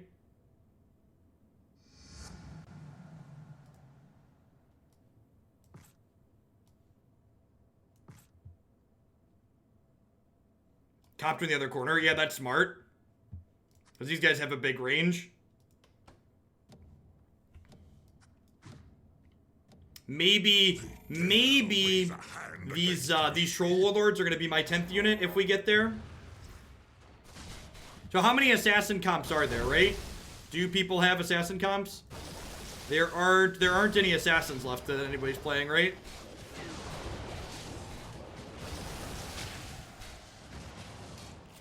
This might be all she wrote, chat.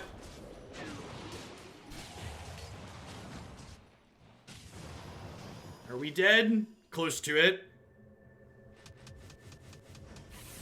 I wonder if I'm supposed to pull back to a corner fully, since my composition is largely ranged at this point. If you're losing a lot and can't really pivot, repositioning is generally a good idea.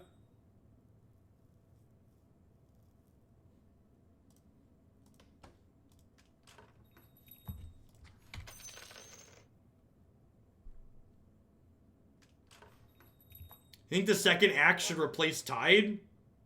No, I don't think that's true.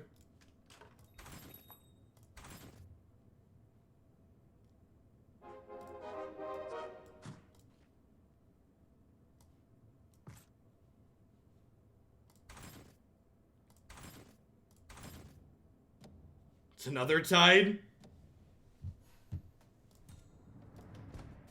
Oh, it's a creep round. Ah, it's always the creep round.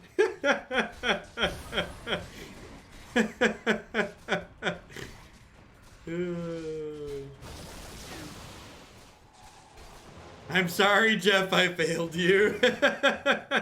Alright, I think we're gonna sell these axes and high roll for upgrades on my 5s.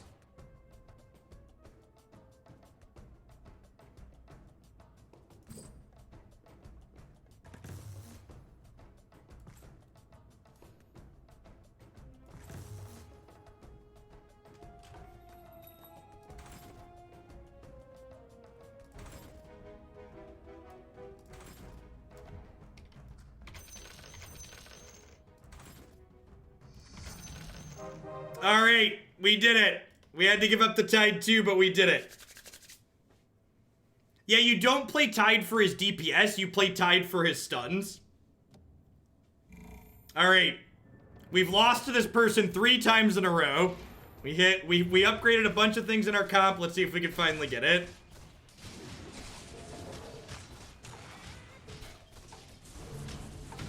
They've got a couple of 3 stars, but their one costs 3 stars. Are we gonna do it? Oh, I think we might be doing it! Oh, it's so close! Oh, it's so close! Oh no, get him! Get him! Get him! Oh, oh, oh, get him! Oh, oh, we did it! Don't call it a comeback, chat. Don't call it a comeback.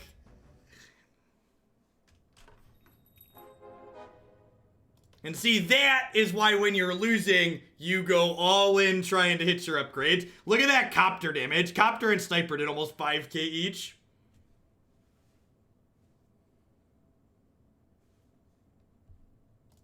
So Tide is also giving me my hunter bonus.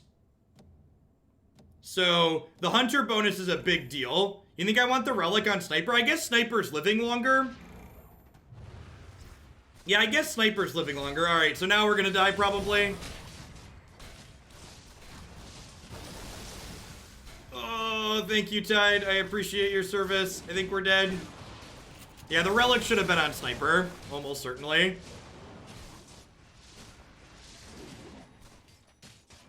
All right, we tried, fam. We tried. We got top 3 again. We got top 3.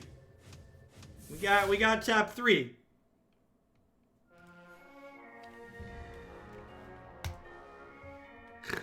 Arena crashed on the last 3 files again.